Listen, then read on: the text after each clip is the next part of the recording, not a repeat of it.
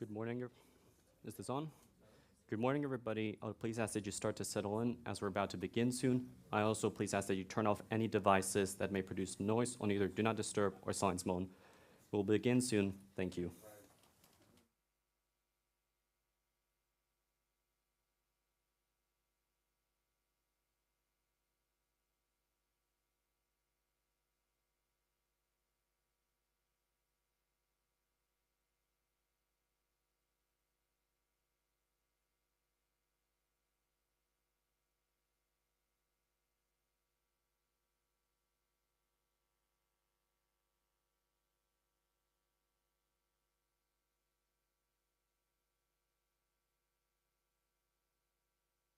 Really?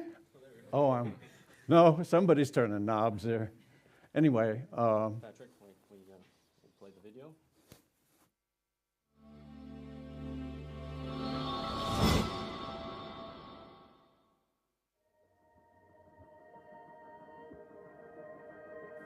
Croatia has dropped its currency, the kuna, to adopt the common European currency, the euro.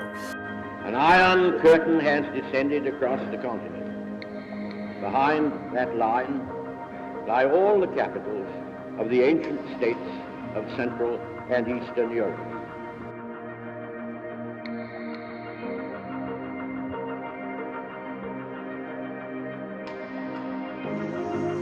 Join as they are, they're still flocking to the wall at the Brandenburg Gate, standing on top of the wall to taunt the stony-faced East German border guards, and they're still chipping away at the wall.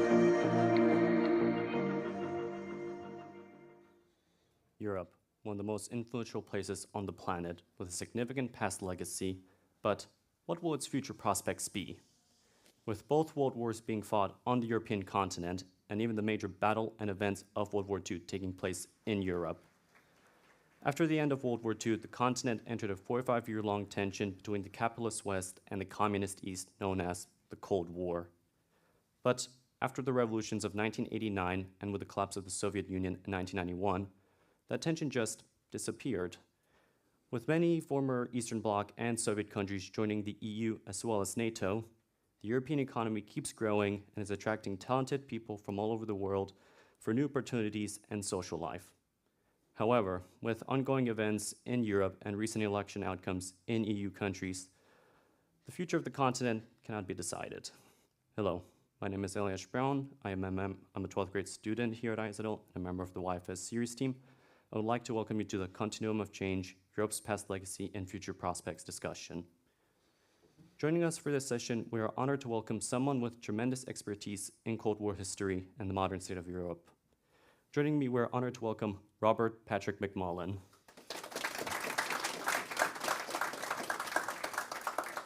He is a retired United States Army Chief Warrant Officer. He was stationed at what was back then West Berlin during the Cold War, and one of his main jobs there was to question East German military defectors and escapees. He stayed there until the fall of the Berlin Wall in 1989. He would then move to the post-revolutionary country of the Czech Republic, where he would live there ever since. He also taught English in the education system there for a couple of years. For this discussion, I'll be addressing him by his military rank, which is Chief Warrant Officer, or Chief for short. The first 25 minutes of the session will allow him to answer the questions I've prepared for him and discuss them openly, with the remaining time allowing you, the audience, to ask him any questions you may have about Cold War history or the modern state of Europe. Chief McMullen, to start with, could you give a brief explanation to members of the audience who may not know what the Cold War was? you got it in school already, right? Oh. At the end of World War II, there were winners and losers. The losers, well, you know what happened to them. The winners, France, Soviet Union, United States, and Britain had a series of meetings until 1945, Yalta Conference, Yalta, Ukraine, yeah, and divided up Europe for the winners, which resulted in an argument over the capital of the Nazi Empire. And Stalin had his ideas. and all the rest had their ideas. And it took them a while, and they came together to agree, well, grudgingly, that Berlin would be divided into occupation zones and no longer a capital of West Germany. This was great, except Joseph Stalin changed his mind and said, you know, I really don't like these French people, these British people, or these American people hanging around my Berlin. And in 1947 and 8, when I was very small,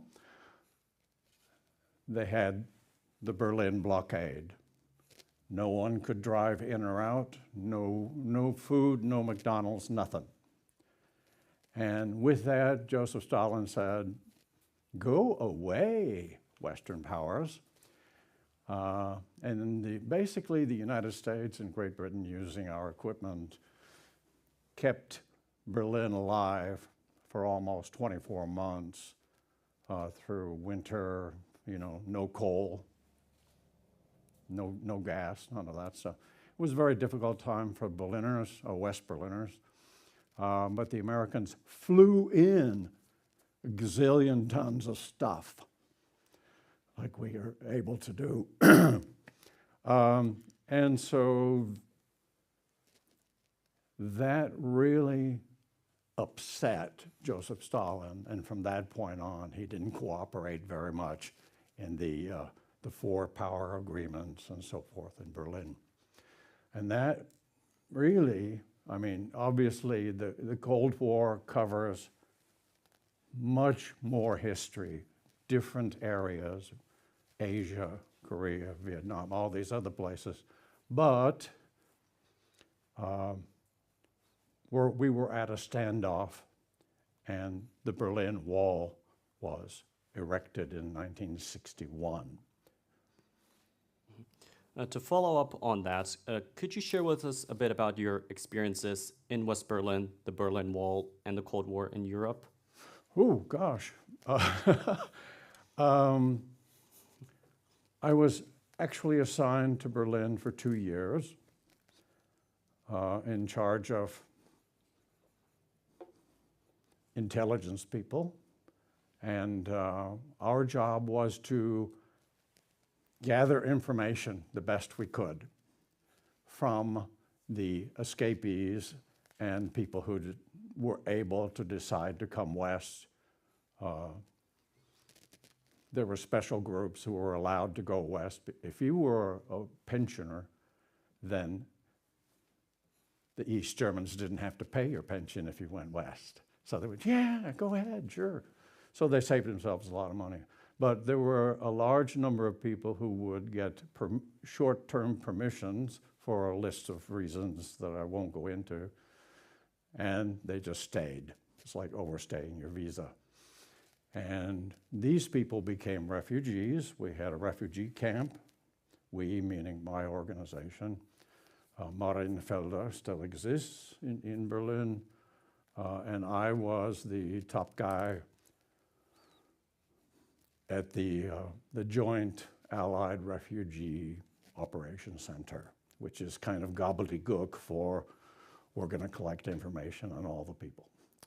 And anybody who was in the military in the East, mostly border guards, 1920s, who escaped, and we had about one escapee per month on average. My job was to protect them from the people who wanted them back, and to help them make a transition into the Western world. And I wish we had more time because I could explain all about the kind of options that people had. The West was actually very generous. To add on to that, could you give us a couple of examples about what East German defectors and escapees have told you about the East German regime? Well, of course, being there, I already knew that every conversation in the city, perhaps in all of East Germany, was either listened to and made notes about, or literally recorded on reel-to-reel. I mean, everybody. I visited a village near Leipzig. The village had about 150, 200 people, and the village boss took me to the Stasi listening room, and they had rows of recorders and notes, and they literally listened to your Aunt Martha talk about her new grandchild and made a note. They collected everything. When I went to East Berlin and wanted to go to a restaurant, it was rather inexpensive to go there, because it was 10-to-1 exchange in marks. And the concierge would say, "Oh, yes, special guests." And they would always lead us to special tables.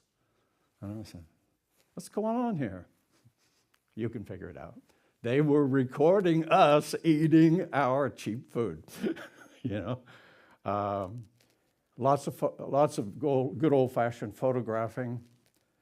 And it's all to collect information. Who is he? Where is he? What is his job? Et cetera, et cetera. They did that like that was their big job. And then my big job was to talk to the escapees and say, what's new in the East, And it was shocking at times. The East Germans, even today, were so, do you know the expression straight-laced? Straight-laced? Straight-laced means that, porno, we don't, in other words, very conservative, with no alternative lifestyles allowed. And West Germans are in love with soft porn. Soft porn, do you know what that is? They don't really do it, but it looks like it when they're making the movie. And so when these guys would get to West Germany, the first thing the myth was destroyed for them was that West Berlin was a Potemkin village. Anything? Potemkin built villages for the Tsar in order to make things look like they're doing great, but they were only facades. And that myth was fed through East German propaganda that West Berlin had drug addicts hanging out in the alleys, girls selling themselves, all of the bad moral stuff. And so when I got the escapees, they go, wait a minute, you really do have a big city here, and you can really buy everything here. And it was a shock to them. The myths that they had been fed, the misinformation, just exploded. Sometimes they would just go, I can't take any more, take me back to the safe house, These guys would tell us how it worked, why they were frightened, but they were not so frightened to try to endanger their lives by getting over the wall. So it was not a happy story. And when a young man jumped over the wall, his sister didn't go to college, banned. His parents, any opportunities for them were canceled. And private property, your bank account was emptied by the state. They tried to punish you as much as they could. And then a sentence of 12 years was set upon you if you ever returned to Eastern Germany. But we tried to do our best for the people in resettlement and, make it less, traumatic. Chief McMullen, just as a final question, what has the fall of the Berlin Wall taught you? You can teach the audience, and what could that mean for the future of Europe? I'm naturally optimistic, as strange as it may seem. But the fall of the wall was caused by East Germans who weren't going to take it anymore. And when it actually happened, and you can read, on various sources, the actual story, my colleagues, my friends would stand there with our mouths hanging open and tears running down our faces because we never believed it was possible. So the fall of the wall has given me hope for mankind, to be very honest, because I never thought it would ever change, even though I am an optimist. And of course, there's a whole story that follows that to the reunification of the country in 1994. Yeah. Okay, earlier in the conversation, you mentioned about the Stasi. To members of the audience, could you explain what the Stasi was and the role they had in The what? The Stasi, Oh, and the role they had in the that's support of the East German that's- regime? you see, I worked with alphabet agencies every day. BSSO, FBI, and the Stasi was the alphabet agency for the MFS, the Ministry of State Security. And they were a bit of a mixture between leftover Nazis in training and thinking and the KGB. And the KGB walked in and went, oh, we don't have to do anything. It's already set up for us. So the Stasi were the tools of collection and keeping people in line, keeping their own population in line through intimidation and carrot and stick and threats and all sorts, and interrogations at 4 a.m. and, stuff like that. So secret police, East German, Stasi, which stands for Staatssicherheit, I forget. Anyways, in the alphabet organizations, you never refer to them with their full name, So, Stasi is a shortened form of secret police, gonna come get you. Yeah.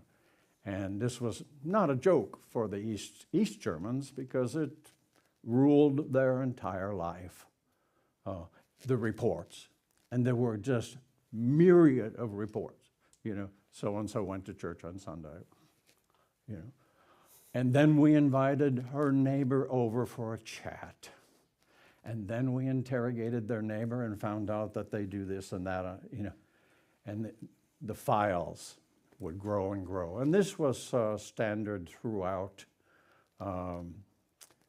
let's say, the Warsaw Pact countries, Poland and the Baltics, Czechoslovakia, East Germany. They all ran pretty much the same with varying degrees of terror.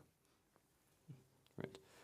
In your experience with seeing the formation of the EU and new members joining, would you say that with these far right-wing parties and candidates winning elections in EU countries, could this create more strain on the EU or potentially cause more members to leave the Union?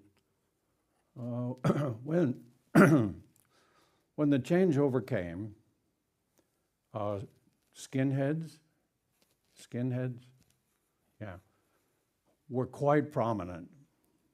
Swastikas, no hair, and this kind of stuff. These are neo-Nazis, basically, younger people.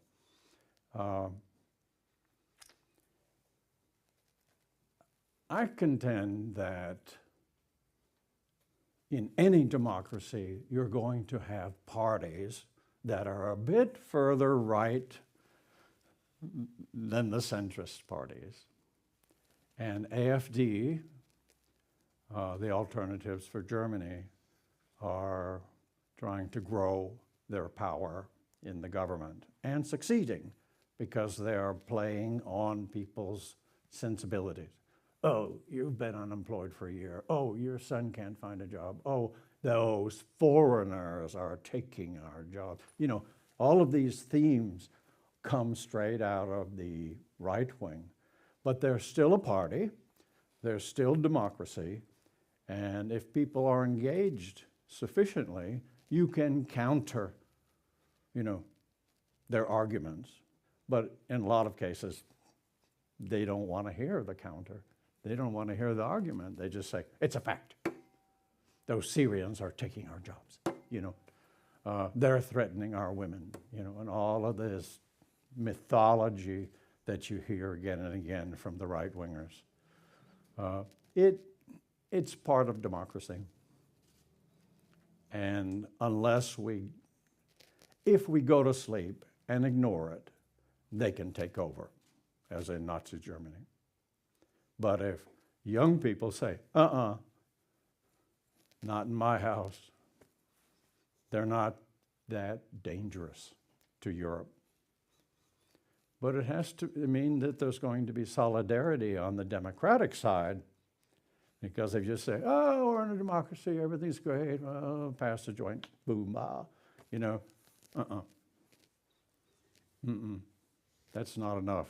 You got to say, you're wrong. Stand up. And that's what the people in Leipzig and Dresden did in order to bring down the wall. They said, no, you're wrong. And they brought effectively a people's revolt against what the SED, the Social Democratic, the Social Unity Party of East Germany, and they thought, well, you know, they're never going to question us because we have the Stasi and we have the agents. And the people just said, go take your agents. We're gonna have freedom. We're gonna join West Germany. And they did. End of story, terrific, boom, boom. End of the Cold War, boom, boom. We thought. And we went to sleep. We declared victory. The Americans declared victory and withdrew. That was it.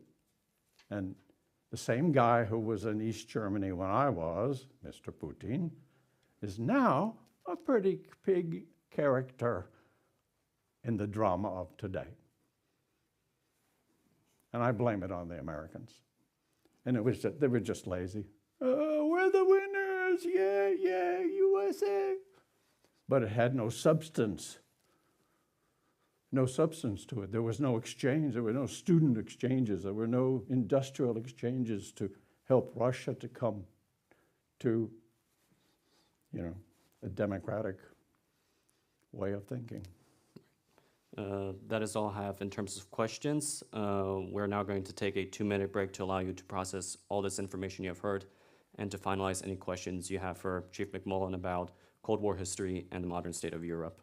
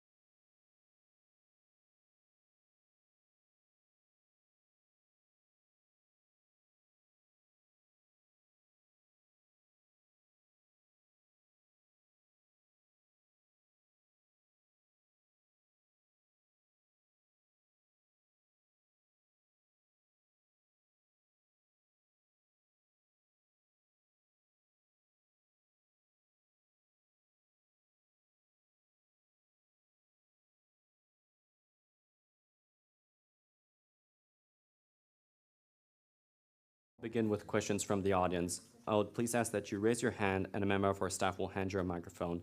State your name, your school, and your questions. Keep the questions brief, and we will try to answer as many as we can.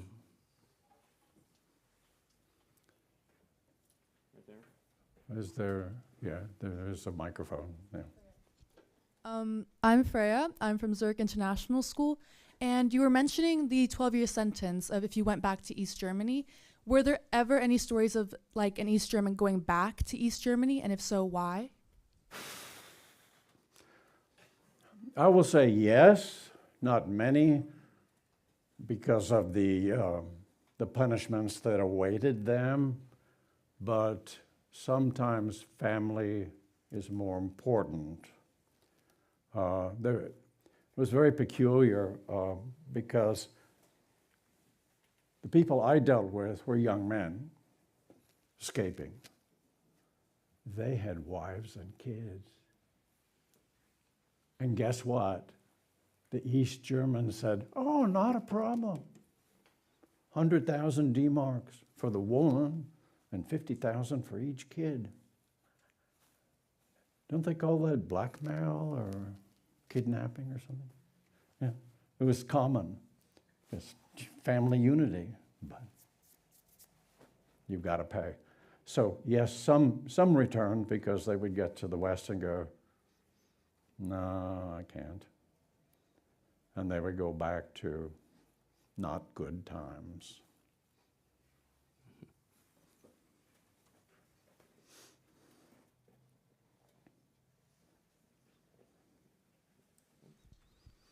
Hi, I'm Anurag. I come from Carey Academy in the US. You mentioned how people fell asleep after the Cold War, and I kind of wanted to know what that, like, I didn't understand what that meant. Was that like the US government got lazy and didn't want to help set up a government in the collapsed Soviet Union? What happened? You see, when I say that the American institutions got lazy, they said, oh, this Cold War thing has been so expensive. Now we're going to not have to pay for it. They didn't think in terms of what needed to be done for the loser side.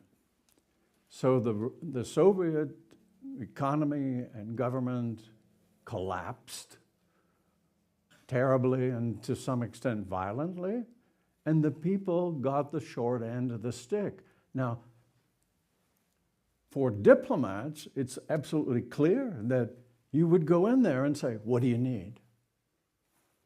Oh, how about some educational exchange? We'll take 1,000 of your university people, and you can take 1,000 of ours, you know, this kind of stuff.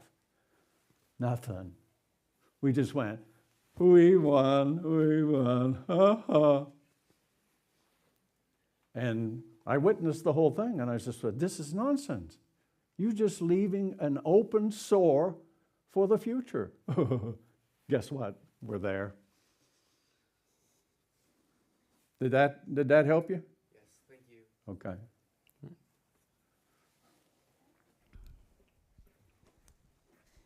Please hand this young gentleman the microphone. Hello, my name is Zachary. I come from the International School of Luxembourg. So my question is, there are currently multiple nations, even today, that have their freedom of expression and freedom of speech limited, and their news is filled with misinformation and propaganda. Do you think that Western nations should be intervening to try and help the citizens of these nations come to the same realizations of freedom that the people of East Germany came to? If you are plugged in, you probably understand how difficult it is to counter misinformation because it's everywhere. It's made up sometimes as a joke. Other times it's coming straight out of the Kremlin. And this is known, and there are smart young people trying to do something about it. But I got news for you. The Russians are really good at what they do, particularly in this area of misinformation and, internet and social manipulation and all this stuff. They're very, very good.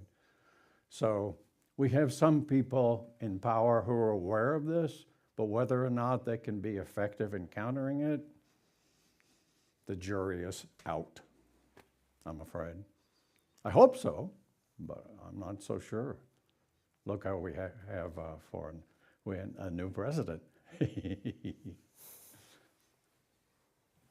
Did that answer? Okay. Somebody else? Yes, sir. My name is Louis. I'm from the Alti County in Aarau.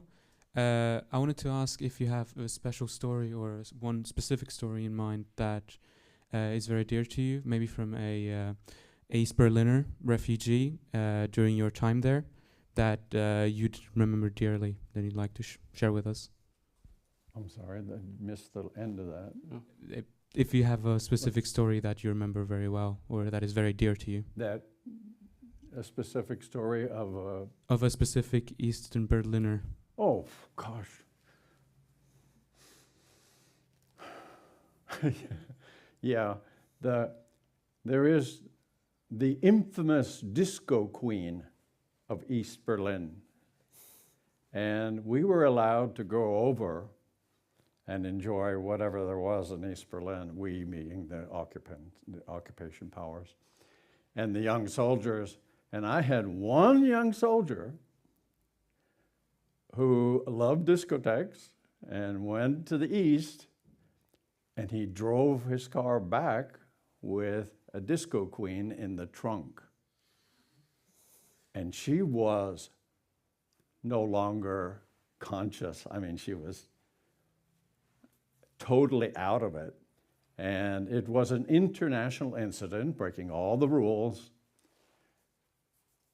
And the next morning when I got in, they said, in your office, the disco queen. And she was still half in the bag. And her hair smelled of cigarettes, I mean, intensively. She hadn't been in the shower for quite a while. And I just went, sorry, can we get you back home? And she said, you bet you, I want to go back home. She didn't think twice about staying in the West. Okay, her choice. But we had to do a lot of apologetic diplomacy and take care of her and to get her back to her home in East Berlin. And that was pretty shocking. Does that fulfill the request? The disco queen. And it wasn't literally an international incident. We had to take that soldier, put him on an airplane, and jet him back to the United States because, it was not a good thing. That's one story. I got a million of them. Anybody else? Sir.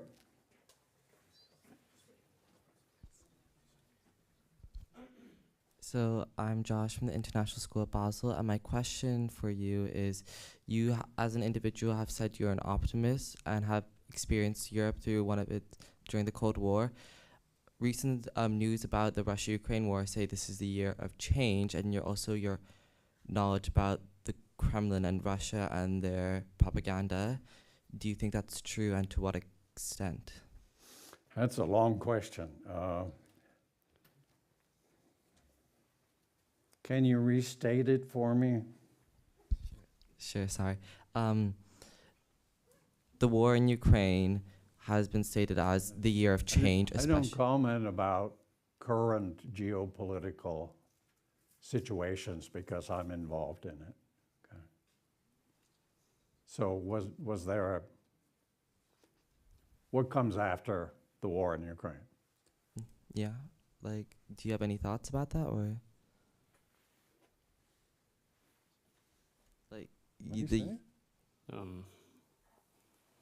What was the question?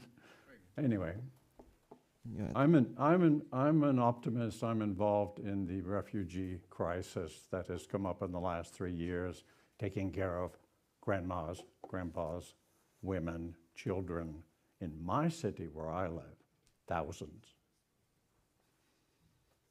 Now, this is not misinformation. This is just a bunch of people who want to survive. I don't know if that comes close for you, but no, I volunteered. They said, you're too old. End of story. Anybody else?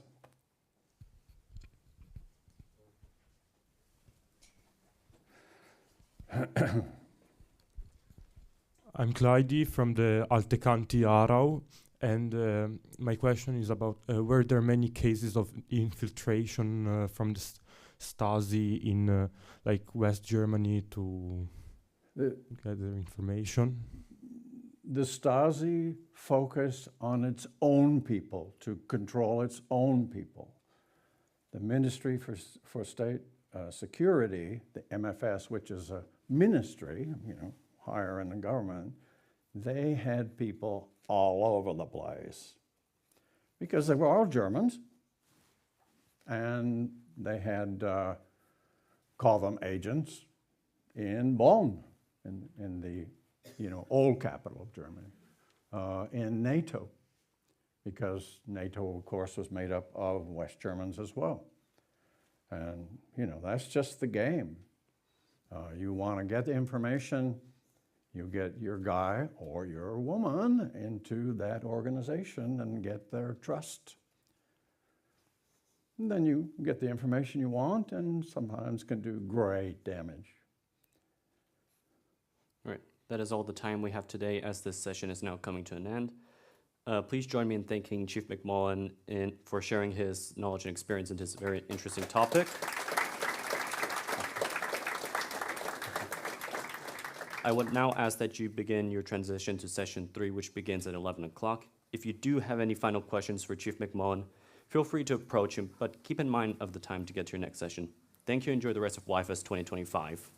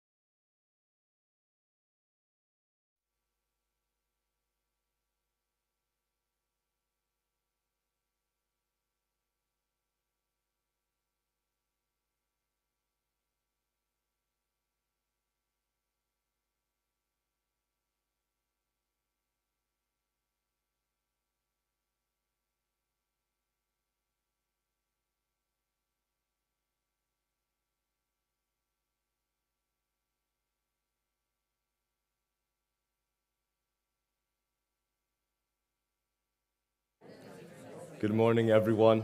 I would like to ask you all to settle down and make sure your phones are on mute. We will begin shortly. Thank you.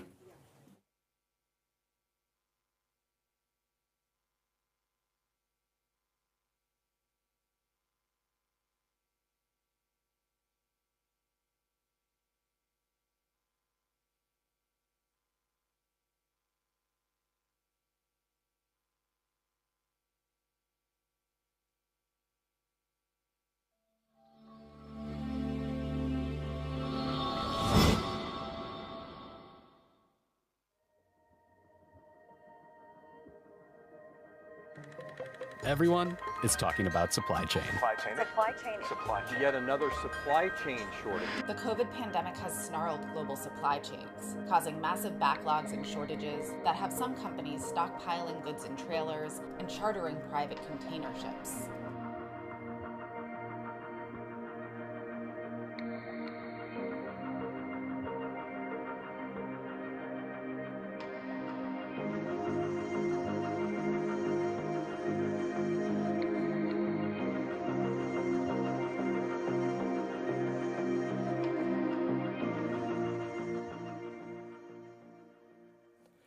Increased globalization over the past 2 decades has heavily relied on global supply chains, which serve as the backbone of modern economies. While facing daunting challenges that require innovative solutions, supply chains connect producers and consumers across continents. Complications caused by recent events, from pandemics to geopolitical conflicts, have strained supply chains and contributed to inflationary pressures in most developing economies, making clear the vital role played by supply chain in our shared economic, social, and environmental futures. From ethical concerns to applying the capabilities of AI and emerging technologies, the choices we make today will determine the sustainability and efficiency of our global economy. Therefore, it is important to understand the challenges and opportunities that are ahead in order to ensure that businesses remain adaptable in a rapidly changing world. Hello, my name is Orestes Kasapidis, and I'm a 12th grade student here at IZL and a member of the YFS series team. I would like to welcome you to the Future of Global Supply Chains panel. Joining me for this session, I'm honored to welcome Mr. Diego Logiodice Solerno, Ms. Catherine McDonald, and Mr. Peter Poipe, experienced professionals who bring valuable knowledge and expertise on how firms source, produce, package, and transport their goods and services in today's globalized world. Mr. Logiodice Salerno, a former IZL student and keynote speaker at our recent 2023 IZL graduation ceremony, has rapidly advanced through supply chain roles at ON. With his experience as supply planning, he will bring valuable knowledge to this panel. I'm also proud to welcome Ms. McDonald. With her profound expertise on sustainability, human rights, and finance, she will bring a unique perspective on integrating equity and environmental initiatives in today's important discussion. Last but not least, Mr. Poipe, who is the global head of supply chain at Biogen, a leading biotechnology company that pioneers science and drives innovation for complex and devastating diseases. He has extensive experience with transformation, manufacturing strategies, and optimizing supply chains on a global scale. The first 25 minutes of this session will allow our panelists to answer the questions I've prepared and discuss them openly, with the remaining time allowing you, the audience, to ask any questions you have about the topic. To start us off, could you all briefly describe your roles and responsibilities as they connect to today's topic? Diego, would you like to start? Sure thing. Thank you, Orestes, for the introduction. Thank you, everybody, for being here. It's a great honor to be here. As Orestes said, I work in supply planning at ON, where I've been now for 4 years. That has gone through many iterations of what it means to be part of supply chain, beginning as an intern, where I was simply amending the orders that we were placing, and going through then developing our capacity plan, visiting our suppliers in Vietnam, to now leading the implementation for one of our categories, one of our production categories of a new planning system and new planning logic, which should greatly advance what we've been doing so far on being, of course, a relatively young company.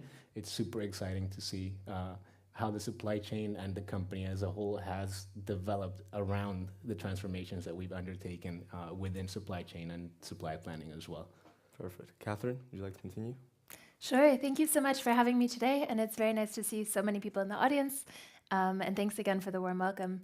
So I'm working at the Institute for Business Ethics at the University of St. Gallen, and my research is really around supply chains and responsible business conduct, especially in challenging environments. So whether it's in conflict-affected areas or in the digital sphere, that's where a lot of my work is taking place.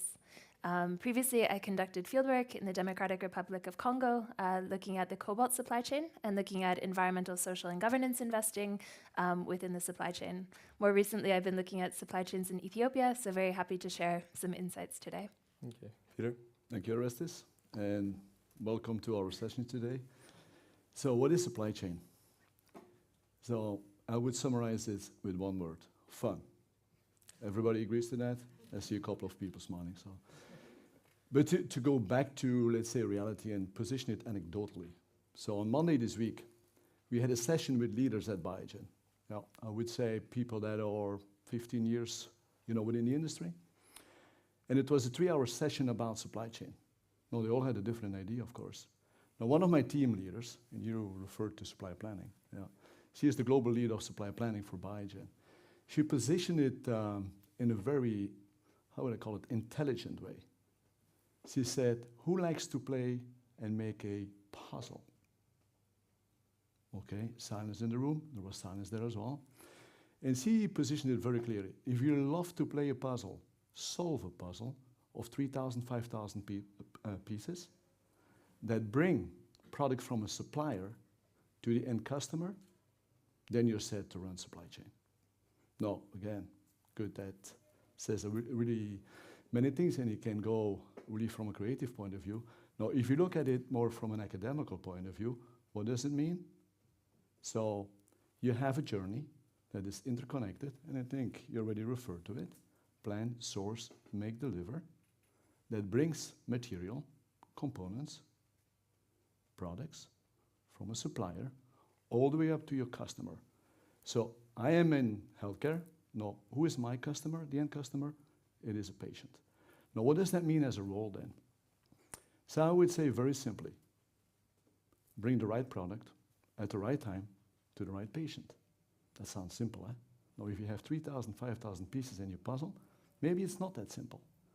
The second thing I would say is make sure, if you look at balance sheet, you look at P&L, you look at your cash flow, pretty sure everybody's very familiar with that, going through ISATL in high school, that you create value on a daily basis, and that you understand impact.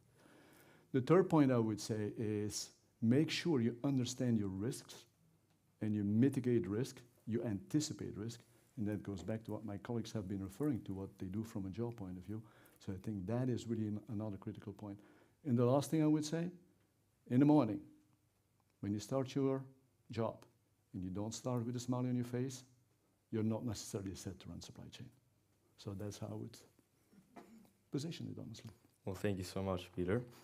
And the next question is coming back at you. So COVID-19 and the Ukraine conflict are two of many recent world events that have impacted firms' abilities to source and supply products to global markets.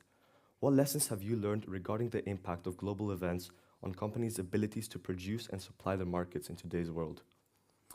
So let's start with COVID. If you're today a senior student at an international school, probably you were, in middle school. Did any of you, when you go back to December 2019, expect that COVID would happen? Any of you? I was traveling around the world, honestly, in December 2019. No, the second point I have, did any one of you, or your parents, friends, colleagues, whoever is your major stakeholder, accept that it would happen?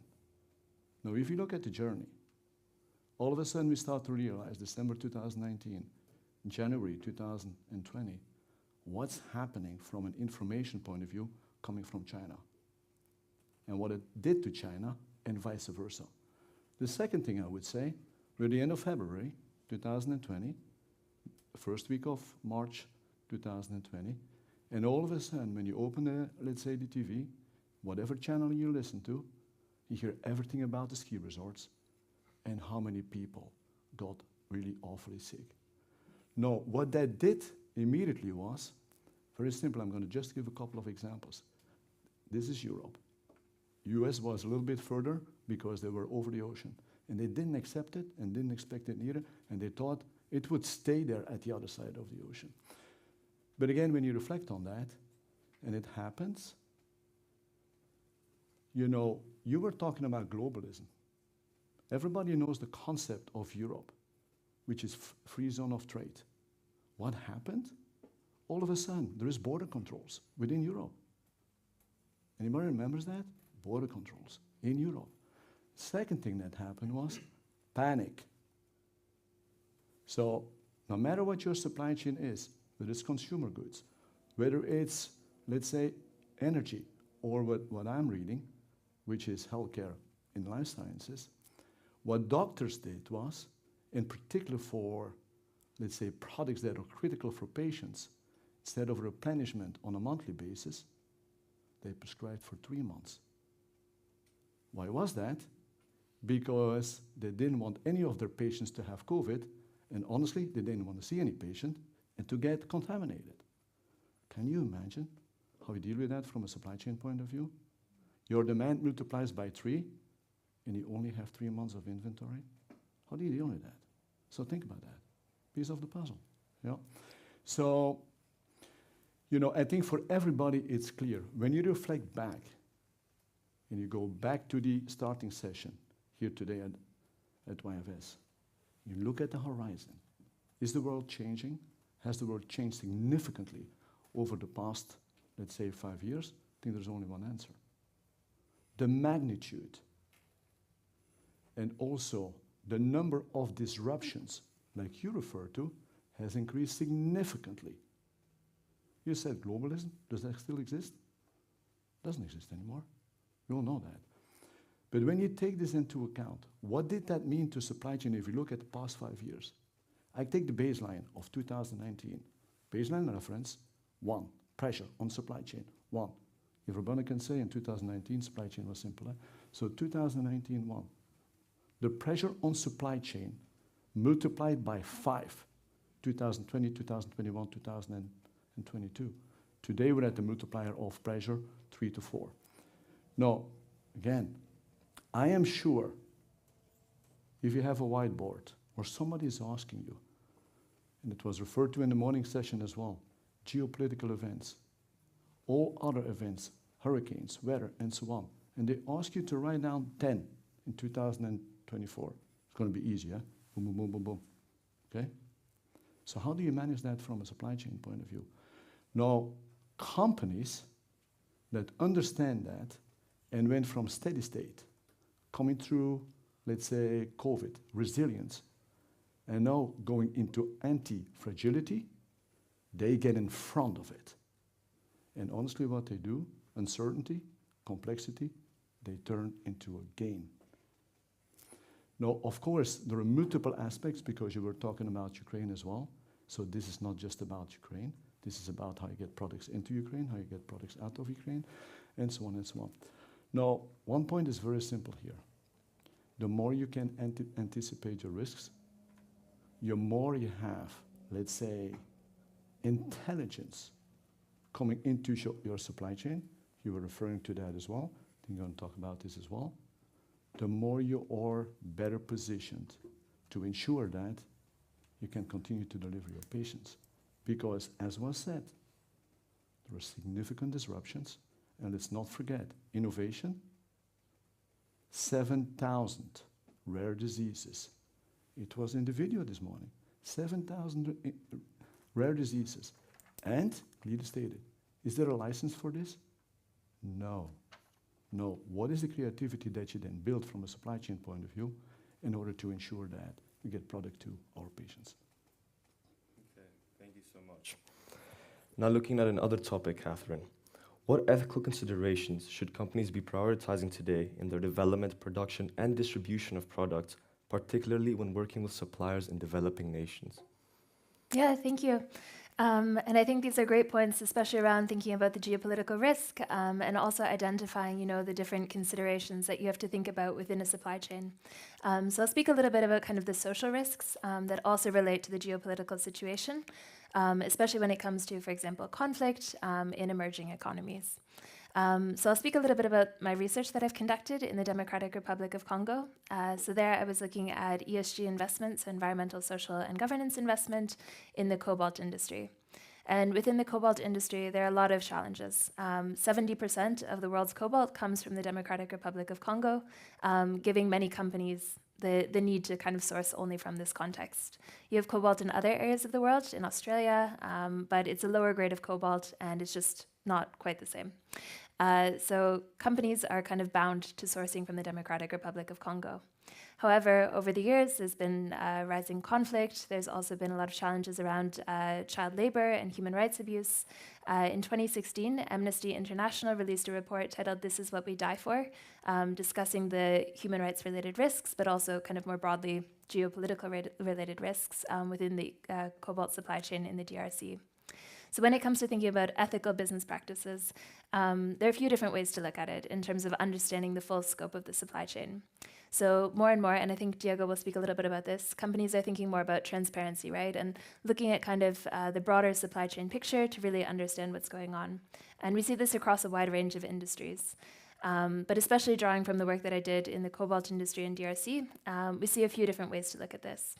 So firstly, it's about long-term engagement, so really building supplier relationships on the ground and really building up that focus over time to ensure trust and also to ensure that if you're investing in something, there's a long-term outcome for it as well. Also thinking about accurate information collection. Perhaps later we'll speak a little bit about the role that AI and technology can play in the supply chain.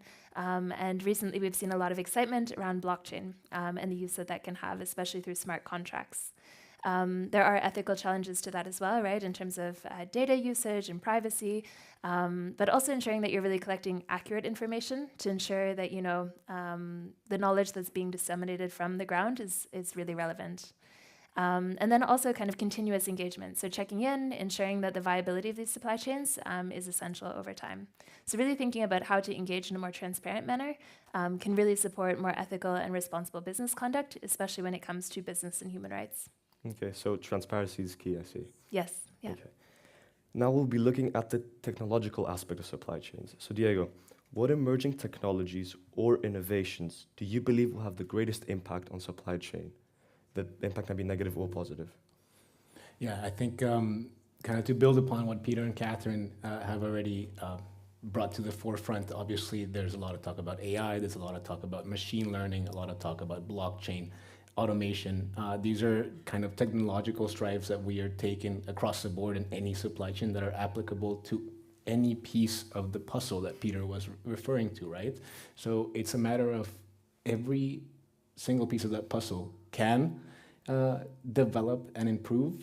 And as you say, there are pros and cons to any of such applications. For example, if we look at AI, we can see that a lot of people in the industry are now moving towards AI-powered for demand forecasting, which allows companies to better prepare for fluctuations in their forecast, therefore reducing the cost that stems from inaccuracies in that forecast.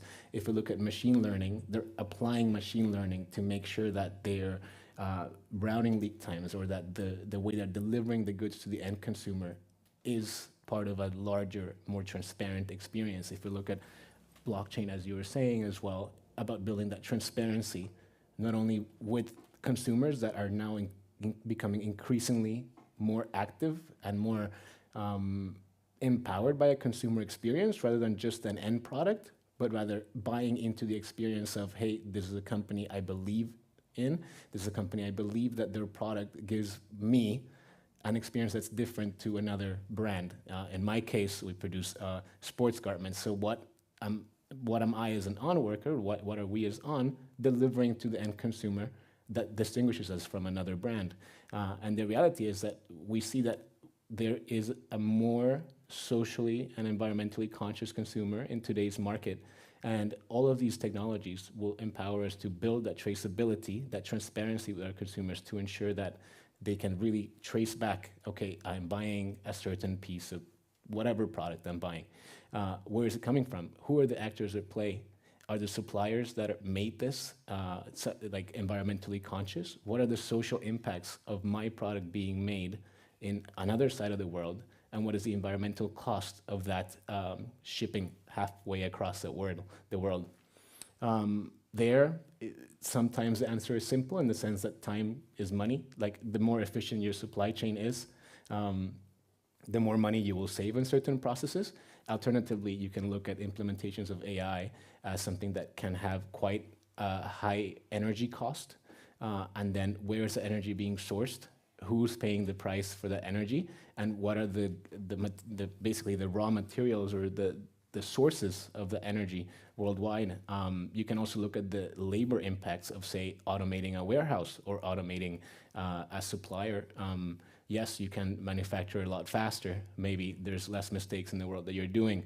But then obviously there's regulations that should protect the workers in certain countries. There's regulations that protect, for example, we had the threat of a worker strike in the East Coast in the US at the ports. So that's like since it amplifies through the industry, kind of flows backwards, shakes all the pieces of the puzzle, because now you have to plan for, they want to implement a certain change, they want to add more technology, which means that people will work less shifts. So that means less food on the table. There's uncertainty, and that ripples back. It's like a little earthquake on the, I like to think of this puzzle as being established on a table, and the table is certainty. So anything that kind of shakes that and makes it uneasy kind of tips the balance. And then you risk losing pieces of that puzzle. Even if you're striving to make one piece of that puzzle better, you always have to be conscious that it's still a balanced board.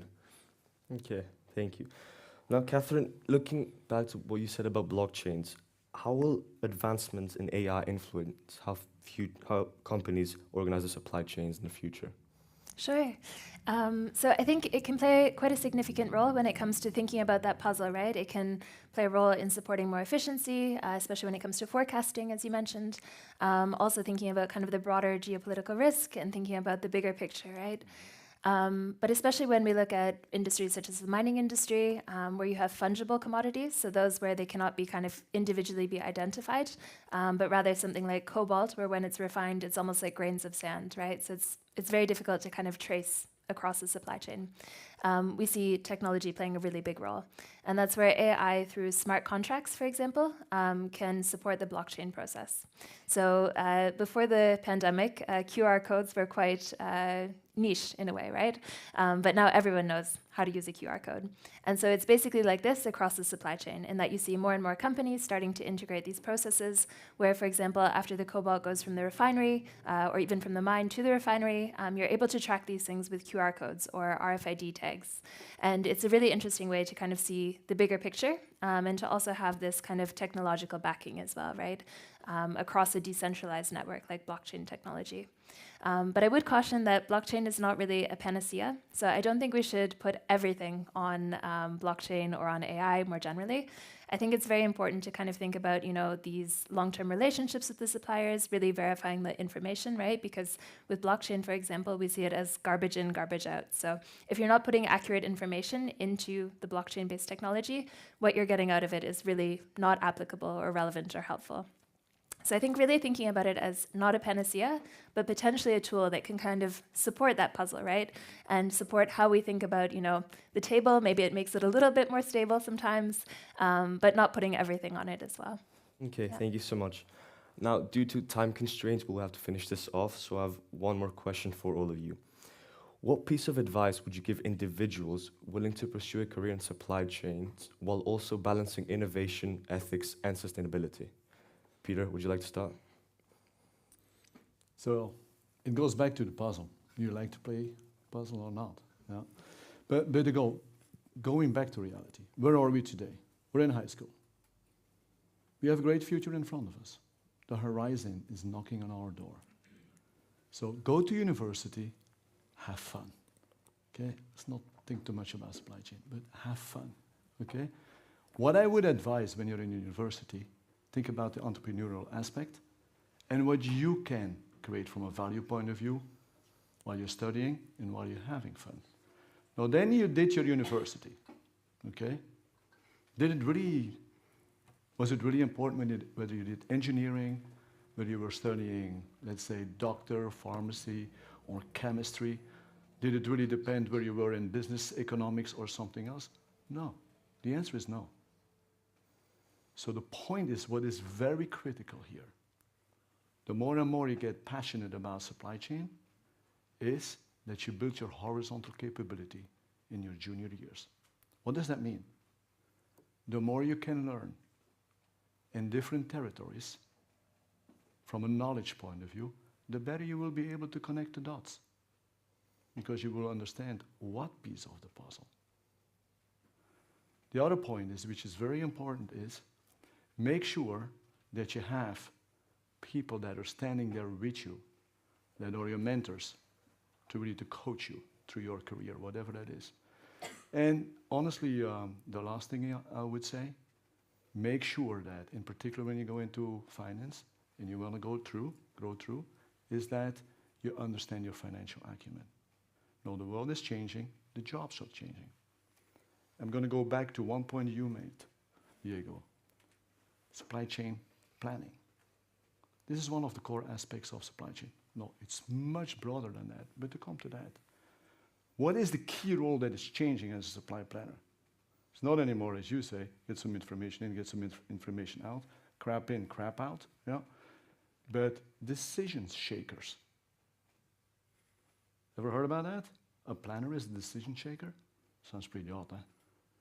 Well, there are a couple of elements to that. One is you're a code breaker. You change data into insights. You're an alchemist. You change intelligence into insights. And now the most challenging for many people in supply chain and every other job, think about that, you're a storyteller. You can really translate the insights you have in delivering impact. Think about that, no matter what job you do. Thank you. Catherine, would you like to continue based on this? I think these are fantastic points, and I would definitely echo what Peter said.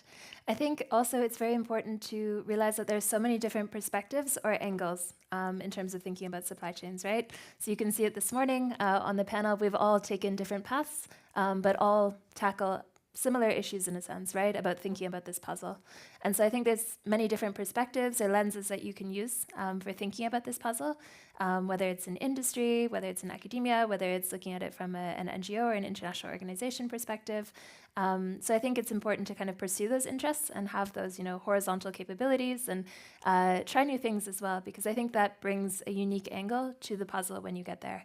And it allows you to think of, supply chains and the different risks or challenges involved in different ways. And I also think that more and more we're seeing kind of a more holistic picture being taken, right? So it's no longer just about kind of the financing or the forecasting, but also thinking about these issues like, business and human rights or conditions on the ground, or also thinking about how the local environment is affecting the supply chain. And so I would really encourage you to take different angles and really kind of pursue those passions, but try different things out and think about those different horizontal ways as well. I think it's, important. Diego? Yeah, I'm gonna do a shameless plug and go ahead and say that back in 2023, when I did the graduation speech, I referred to ON as being sort of like ISRL became a company in my eyes. I was lucky enough to land it ON as an intern in 2021, and I was very positively surprised to find such a multicultural and international environment, where, as Peter said, I also ran into the right mentors to shape me quickly into an effective supply planner. As Catherine said, I was also able to develop a holistic view of what it was that we were doing. And then on top of that, see how the company has pretty much doubled, tripled in size since I arrived. And I would say that working in supply chain is not so much, as Peter said, the background doesn't really matter. It's so much of an attitude and a belief in the mission that you have as part of the company and as part of what the company wants to do. So for me, it can be that our core value at ON is that we want to empower people to move and to have a better access to movement. And how do we deliver that experience, as I said before? And how do we want to shape the sport garment industry to be a more transparent place that consumers that are now more conscious can thrive in, and that we as workers can also thrive in? Because for me, it's been an incredible learning journey going from, as I said, just kind of knowing the theory of what a supply chain is, which if you look at it online, it's a mess. Like, there's so many types of supply chain, there's so many different pieces of the puzzle that you will never settle down for one perspective or one approach. And the more information you gather, the more open you are to learning from everybody, to really soaking up knowledge and not becoming an expert on a piece of the puzzle or that one, but really looking at the full board. What is it that you're building? What is the picture? What is the end result of the puzzle? It's like, like in the box, you get the picture that you're supposed to build. Sometimes you get the opposite, like complete opposite. But that's okay, because it's about the approach that you're taking, what you're learning from it.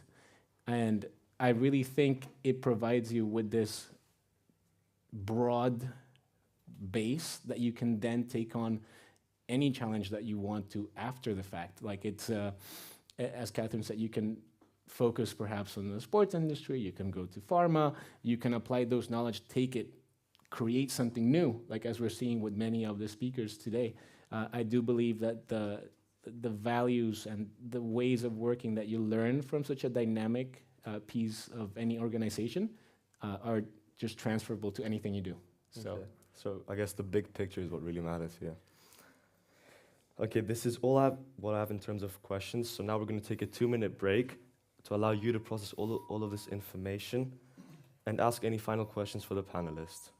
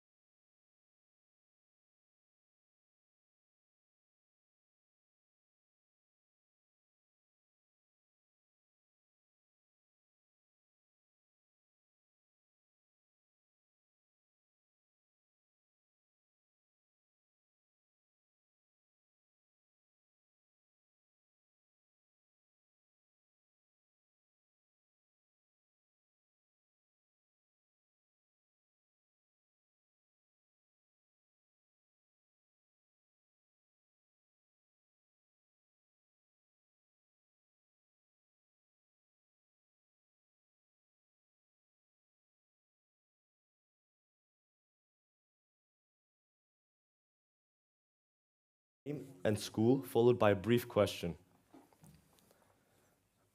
Yes, Thomas?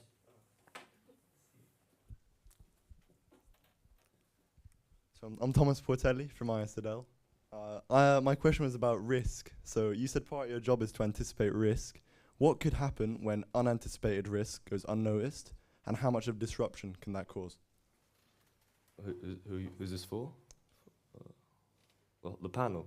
Yeah, the panel. Okay. Diego, would you like to start? Sure. I can start. Now we all know that we're heading into a second Trump term, for example. We know that there's a risk or an uncertainty attached to the power of one tweet. So one tweet can cause a ripple effect in any industry, right?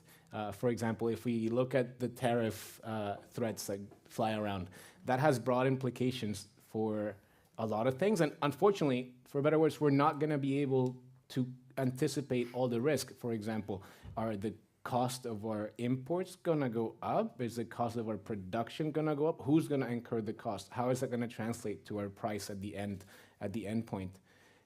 One kind of the lesson learned, or that the best way to brace ourselves for that, is to make sure that our processes are both robust and in a way scalable enough to accommodate for any unforeseen circumstance. For example, like if suppose a tariff war explodes, what we saw in the first Trump term, for example, was a lot of suppliers or a lot of manufacturers shifted production from countries such as China to Vietnam, Indonesia, Mexico, kind of spread the board to mitigate the risk of, say, this tariff is going to be imposed on this country, but okay, I have a second choice, or I have a second shipping lane that I can use. Unfortunately, for example, one of the risks that you mentioned is a big cargo ship drifting in the Suez Canal. No one was going to guess that a massive ship was going to block the Suez Canal for days, and that everything that would come to Europe had to go around Africa. So how do you anticipate for having that longer shipping lead time, which translates to, as Peter said in the very first question, how can I satisfy the demand that I have in the market if I had planned to have it by a certain time? Unfortunately, there is no way that we can accommodate for everything, but there are processes and things that you can think of establishing in the event that you have any such unforeseen circumstance. And risk, of course, a risk analysis is always inherent to what we're doing as planners, at least within supply chain. Would anyone like to add anything to this? Want to start? Sure. So just to build a little bit on that, I think we can think about risk in many different facets, right? And I think especially when it comes to the societal or environmental risks, this is something that can often be somewhat unforeseen in a way, or previously was by companies. I think going back to the example I mentioned of the 2016 Amnesty International report, right? Many companies were called out in that report, like Apple, Dell, Microsoft, and I think they didn't necessarily see it coming, right? Because it's quite an opaque supply chain, and also the different tiers of the supply chain are so distanced that at that point in time, it was very rare to kind of know where you were actually buying from at the beginning. I think in the years since, we've seen so much progress on this, but really thinking about, the impact that these risks can have for consumers, for investors, and also the broader supply chain path as well. One last point I'll mention is around kind of the impact of conflict, right? I think more and more we're seeing kind of heightened geopolitical risk and conflict around the world, and increasingly this plays an incredibly big role in terms of how we think about the supply chain and the risks involved. And I think sometimes there are kind of unforeseen geopolitical risks, right, that can kind of catch us off guard. For example, the war in Ukraine, I think that was something that, although there were tensions for many years, when it happened, it was quite unexpected in a sense. And so I think for many companies, rerouting their supply chains, for example, or rethinking, kind of their supplier relationships, this is a really big issue as well to think about. So maybe to add 2 examples to what my colleagues bring, to give a little bit of reality. Now, how do you best manage risk? You need to be sure that your board of directors understands what the risk is. Now, there has been a significant shift. Now they're asking themselves, and every year, twice a year, they want to understand, okay, how do we manage risk within the business? And then you have the executive committee, and then underneath that you have an enterprise risk management approach. But 2 examples that I want to call out. So I go back to COVID, and then the reality of today. So for COVID, good. We go back to January 2020, talk about China. There is the end of February, beginning of March, we talk about Europe, and I gave an example. Yeah. Now, what was absolutely not anticipated is, if you go upstream supply chain, where you go back, as you guys called out as well, your suppliers. Because the impact of that didn't happen in March, April, Q2. It came really, and it hit very hard. The full industry, September, Q4, and into 2021.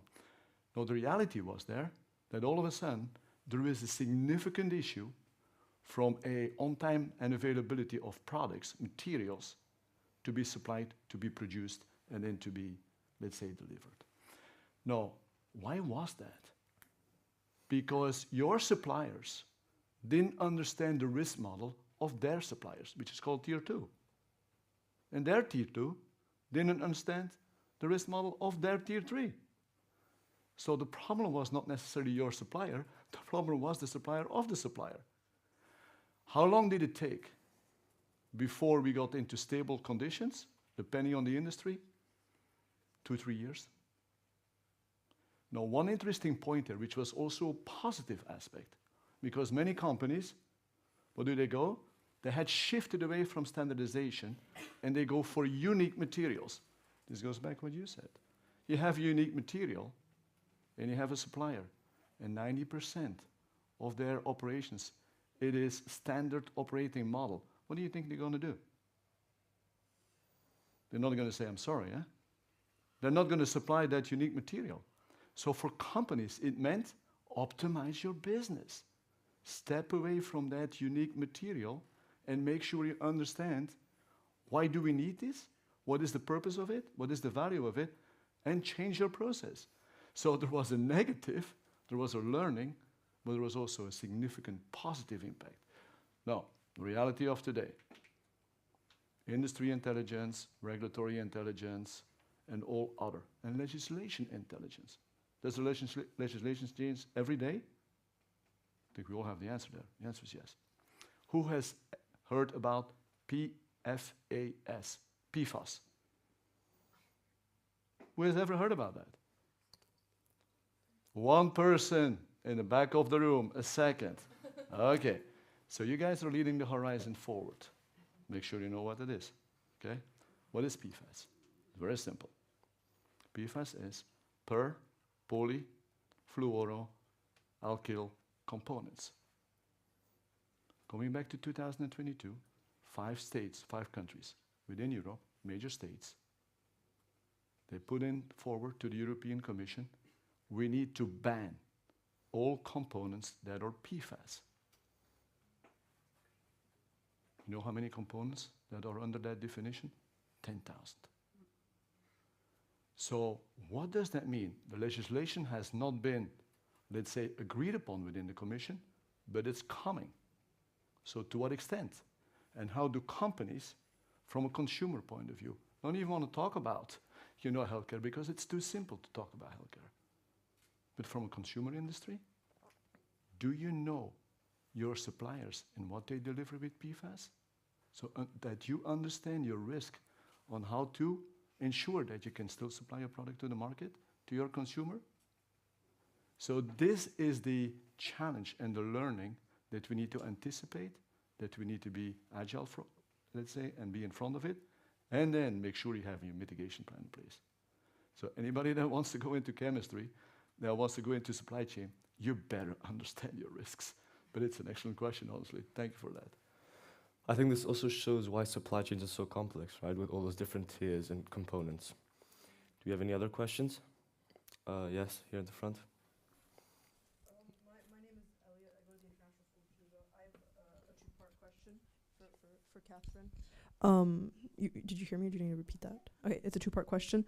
The first question is, you talked about widespread human rights abuses and especially the sourcing of cobalt from the DRC.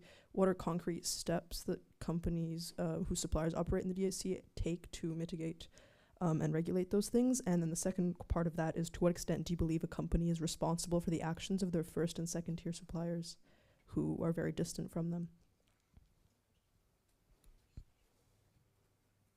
I'm just jotting down the questions so I remember. Thank you so much. Those are fantastic questions, and I think, really important to think about when we're thinking about supply chains. So when it comes to the human rights abuse allegations and the challenges there, especially within the DRC, I think we can really think about different steps that companies have been taking. However, it's also a very kind of fluid space, and that sometimes you see progress, and then it's 2 steps forward, 1 step back sometimes. And so I think it's also important to kind of take a long-term perspective, right, to addressing the issue, because a lot of these issues cannot really be resolved overnight. So when it comes to corporate action, we see quite a few different things. So one is like multi-stakeholder initiatives. So we see many firms coming together to kind of pool resources and enhance the discussion around how to address these issues. And there we can also think about leverage, right? So if there are multiple companies involved, they often have much more leverage across the supply chain in order to kind of have more of an impact on the suppliers and to kind of encourage better conditions. We've also seen more and more these model mines coming up, right? So more work around, ensuring that there's a secure perimeter, which prevents, children from entering the site. Also ensuring that there's appropriate health and safety gear and training that's being given. But these things also, again, are not really an overnight solution. And so it's really about kind of ensuring that there's long-term engagement, as I said, rather than disengagement. Because I think previously, as I mentioned with the release of the Amnesty International report, there was a huge pushback, and many of these companies either said, "Oh no, we're not sourcing from these places," or they pulled out of them if they were. And I think this is not really the right answer, right? Because we all make mistakes, and I think it's really about ensuring that there's continuous engagement, because disengaging from a supply chain like that often allows for actors with worse policies to come in and kind of continue those egregious abuses or have worse ones. So really ensuring that there's a sense of long-term engagement and really contributing to improving the conditions there is very important. Also, we see the role of legislation. So now in Europe, there's the CSDDD, which plays a big role in terms of how we think about the different tiers of the supply chain. And so I think that goes to your second question when we really think about, what is the responsibility of firms to kind of look down the supply chain. More and more, we also see kind of consumer action, consumer boycotts as a reason that also holds companies accountable. So as was mentioned on the panel, there's more, maybe a more informed consumer these days in a sense, or one who's advocating for more environmental and social measures. And so there we can really see a little bit of a change too.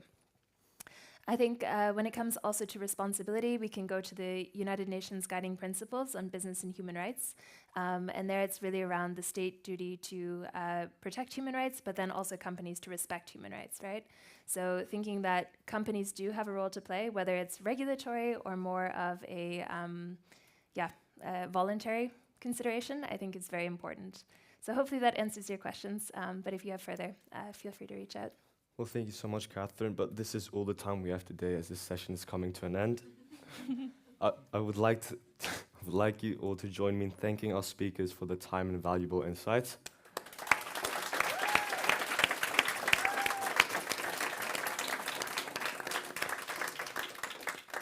I also want to thank the audience for your participation.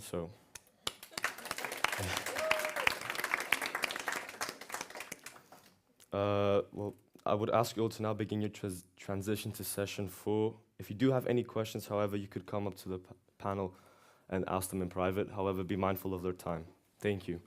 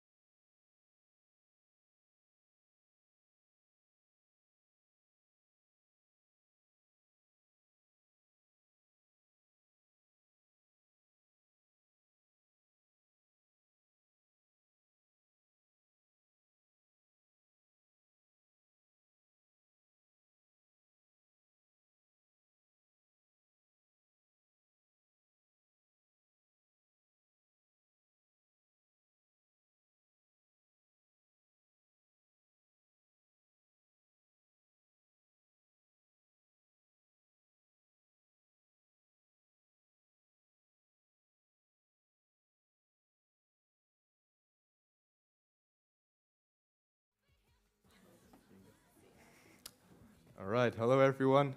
We are shortly going to begin the panel. I'd kindly ask you to settle down, turn your phones off or put them on silent, and we'll begin. Thank you.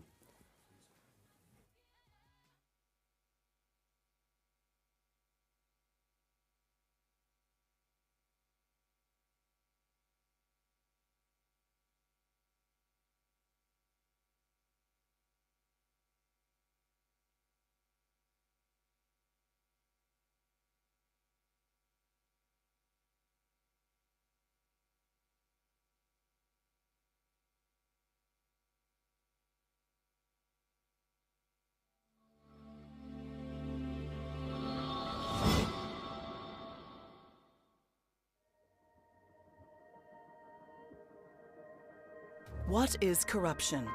To us, it's simple. Corruption is the abuse of entrusted power for private gain.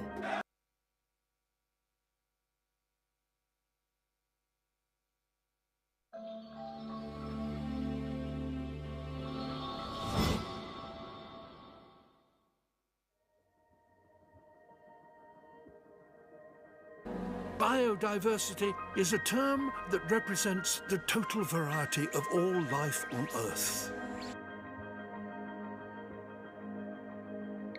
It's a complex system, an intricate web where every single species plays an essential role. Protecting it is not just an ethical choice.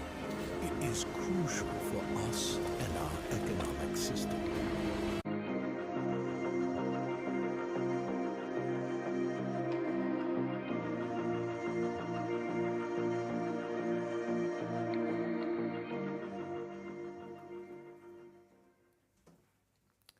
Climate change is one of the most pressing issues of our time, and its effects are already being felt worldwide.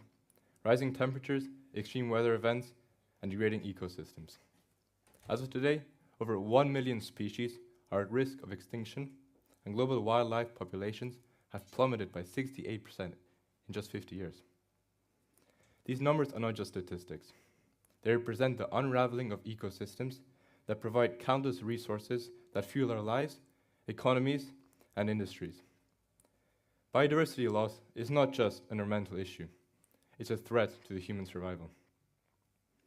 Yet there is hope. Human-driven solutions through innovative projects, conservation efforts, and responsible corporate practices are the fundamental ways of reversing the damage. We must shift from awareness to action, taking responsibility to be part of the solution. Hello, my name is Michael Davidson, and I'm a student at the International School of Zug and Lucerne here in IZL, and part of the YFS series team. Proud member of the VLARS Institute and fellow, as well as the Zero Waste group at IZL. I'm passionate about achieving sustainability and a clean future through innovative projects.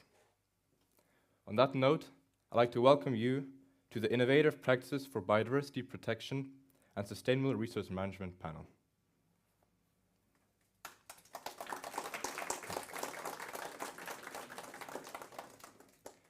Today, we're honored to be joined by 3 exceptional panelists.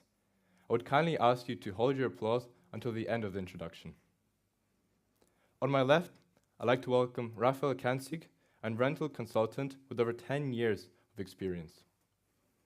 Founder of Foster and project leader at Hunziker Beta Tech, Raphael specializes in ecological engineering, climate adaptation, and sustainable water management. He also serves on the board of the International Engineering and Ecological Society. Next, I'm pleased to present Sai Narasimhan, a high school student with a strong passion for conservation. Currently studying at Dwight Global and Stanford Online High School, he founded Abundello, a non-profit conservation education platform for communities around 22 national parks in 12 African countries. I'm also proud to present Lesei Mutunke, a young environmental advocate and passionate football player from Kenya. Inspired to take action from the deforestation crisis in his home country in Kenya, Lesei founded the Trees for Goals initiative, planting 11 trees for every goal he scored. In 2021, he became the youngest to be included in the top 100 African young conservation leaders.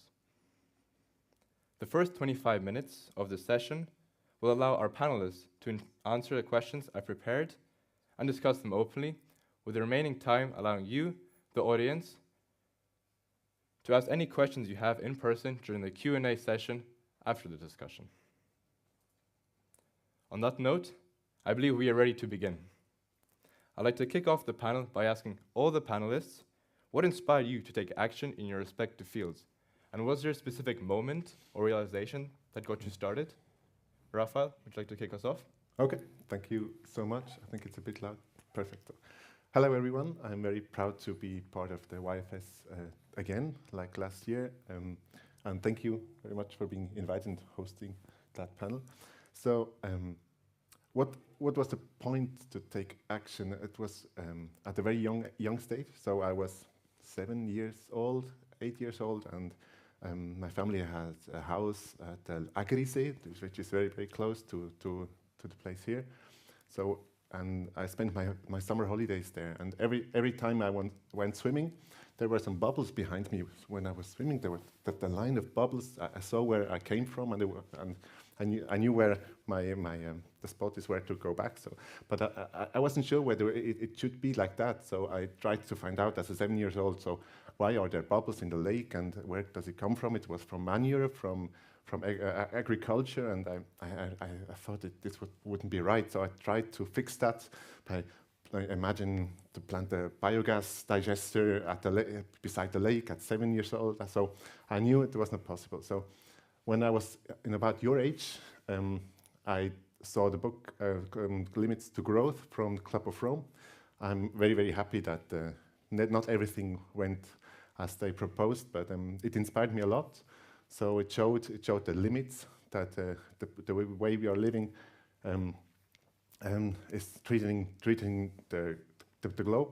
So those were the points where I started to realize that I think the time I have in my life should be spent a little bit or more or less in this direction to think how to make it a little bit better.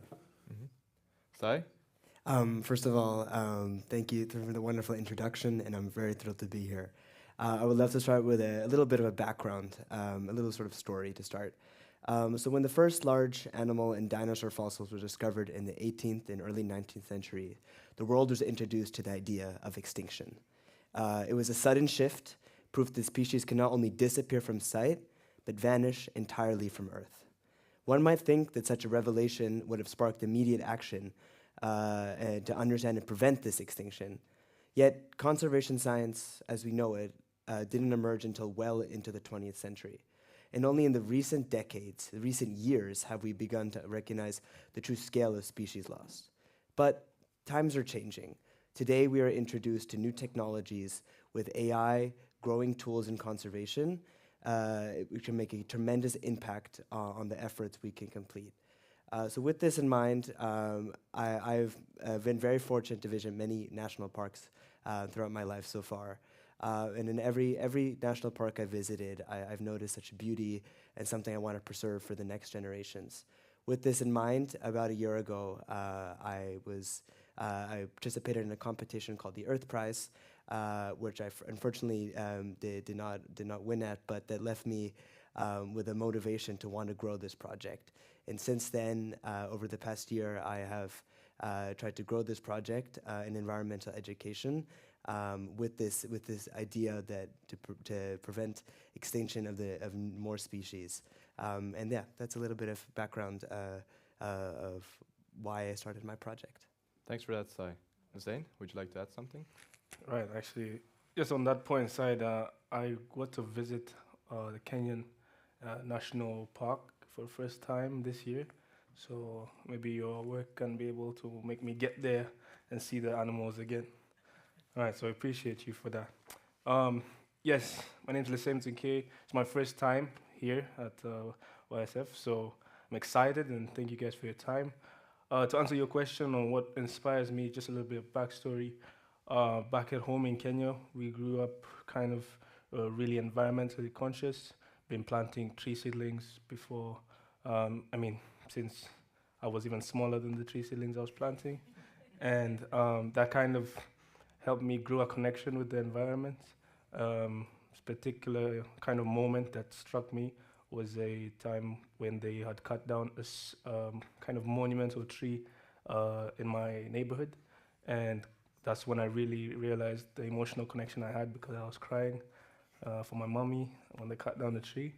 And kind of what inspired me to start taking action against deforestation was actually Professor Wangari Maathai, who is a Kenyan hero back at home, a Nobel Peace Prize winner.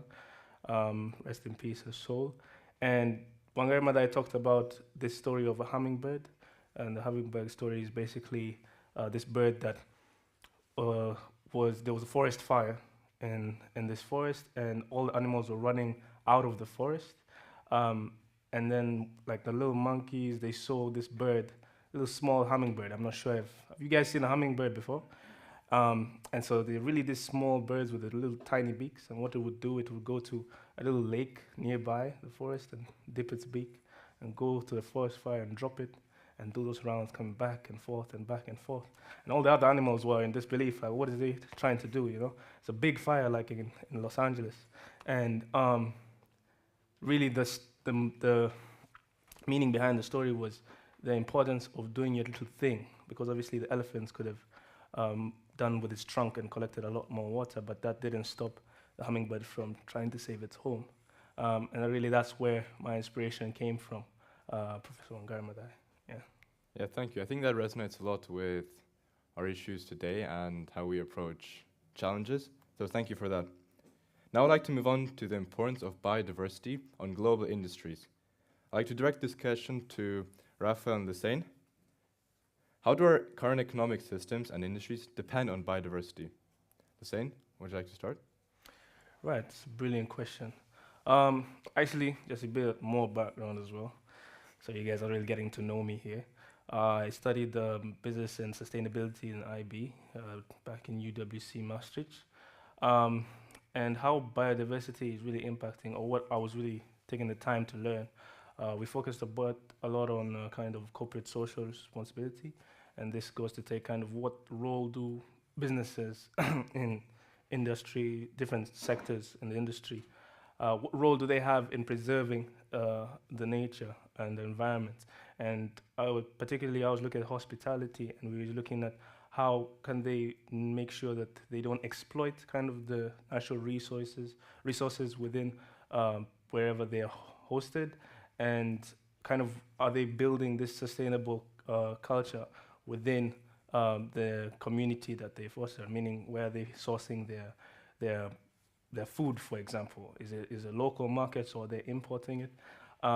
And this is all to do with, you know, biodiversity. The environment is not just, you know, the trees. It's to do with like kind of the whole ecosystem that comes with that. And I think from my understanding of it, it plays quite a deep role, and that goes back to, you know, making sure that we don't exploit, whether it's in logging or it's in you know, also the social responsibility amongst people, exploitation of people, and it kind of holds quite a lot of impact on also the young people, because we get to kind of see what is possible and how things can be done. And I think it's very important that, you know, businesses are quite integrous when it comes to conserving biodiversity. Right. Thanks for that. Raphael, would you like to add something? Yes, I could add little things to yours.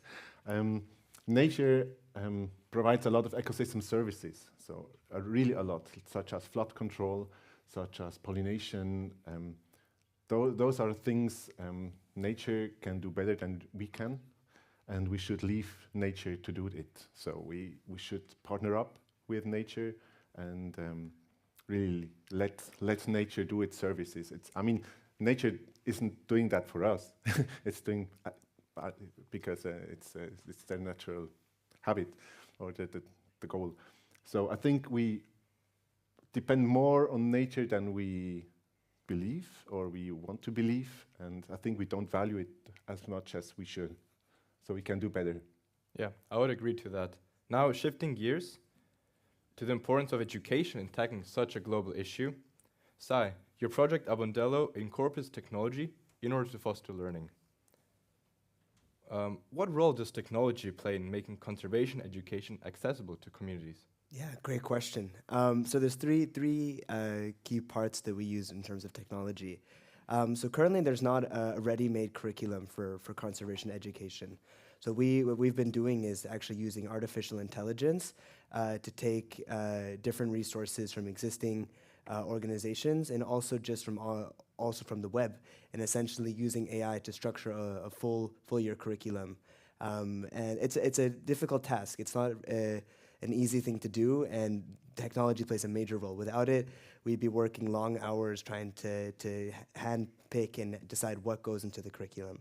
So that's definitely one way. The second way is tools like Safety Culture, which is our main tool we use to design the courses, which essentially allows us to create interactive courses and make them completely offline. And it's incredible because of all the formatting and the interactiveness. There's games, there's images, there's videos. And without technology, we wouldn't be able to showcase real examples. We'd only be able to showcase diagrams hand-drawn. That's another way. And then finally, the most relevant and the most important is the access to devices. So for Abondello, for the education, we work with the communities and we give the community teams tablets. So we use Samsung devices, which have the videos and the courses downloaded to them. They can then easily go around and they can provide the education needed. And going back to without tablets, we wouldn't be able to show videos and images, and that's a very key part of learning. It's one thing to get access to reading and writing, but it's another thing to be actually able to visualize it without just having to imagine it. So those are three ways we use technology for my project. Thanks, that's really nice. So now I want to shift gears back to Raphael.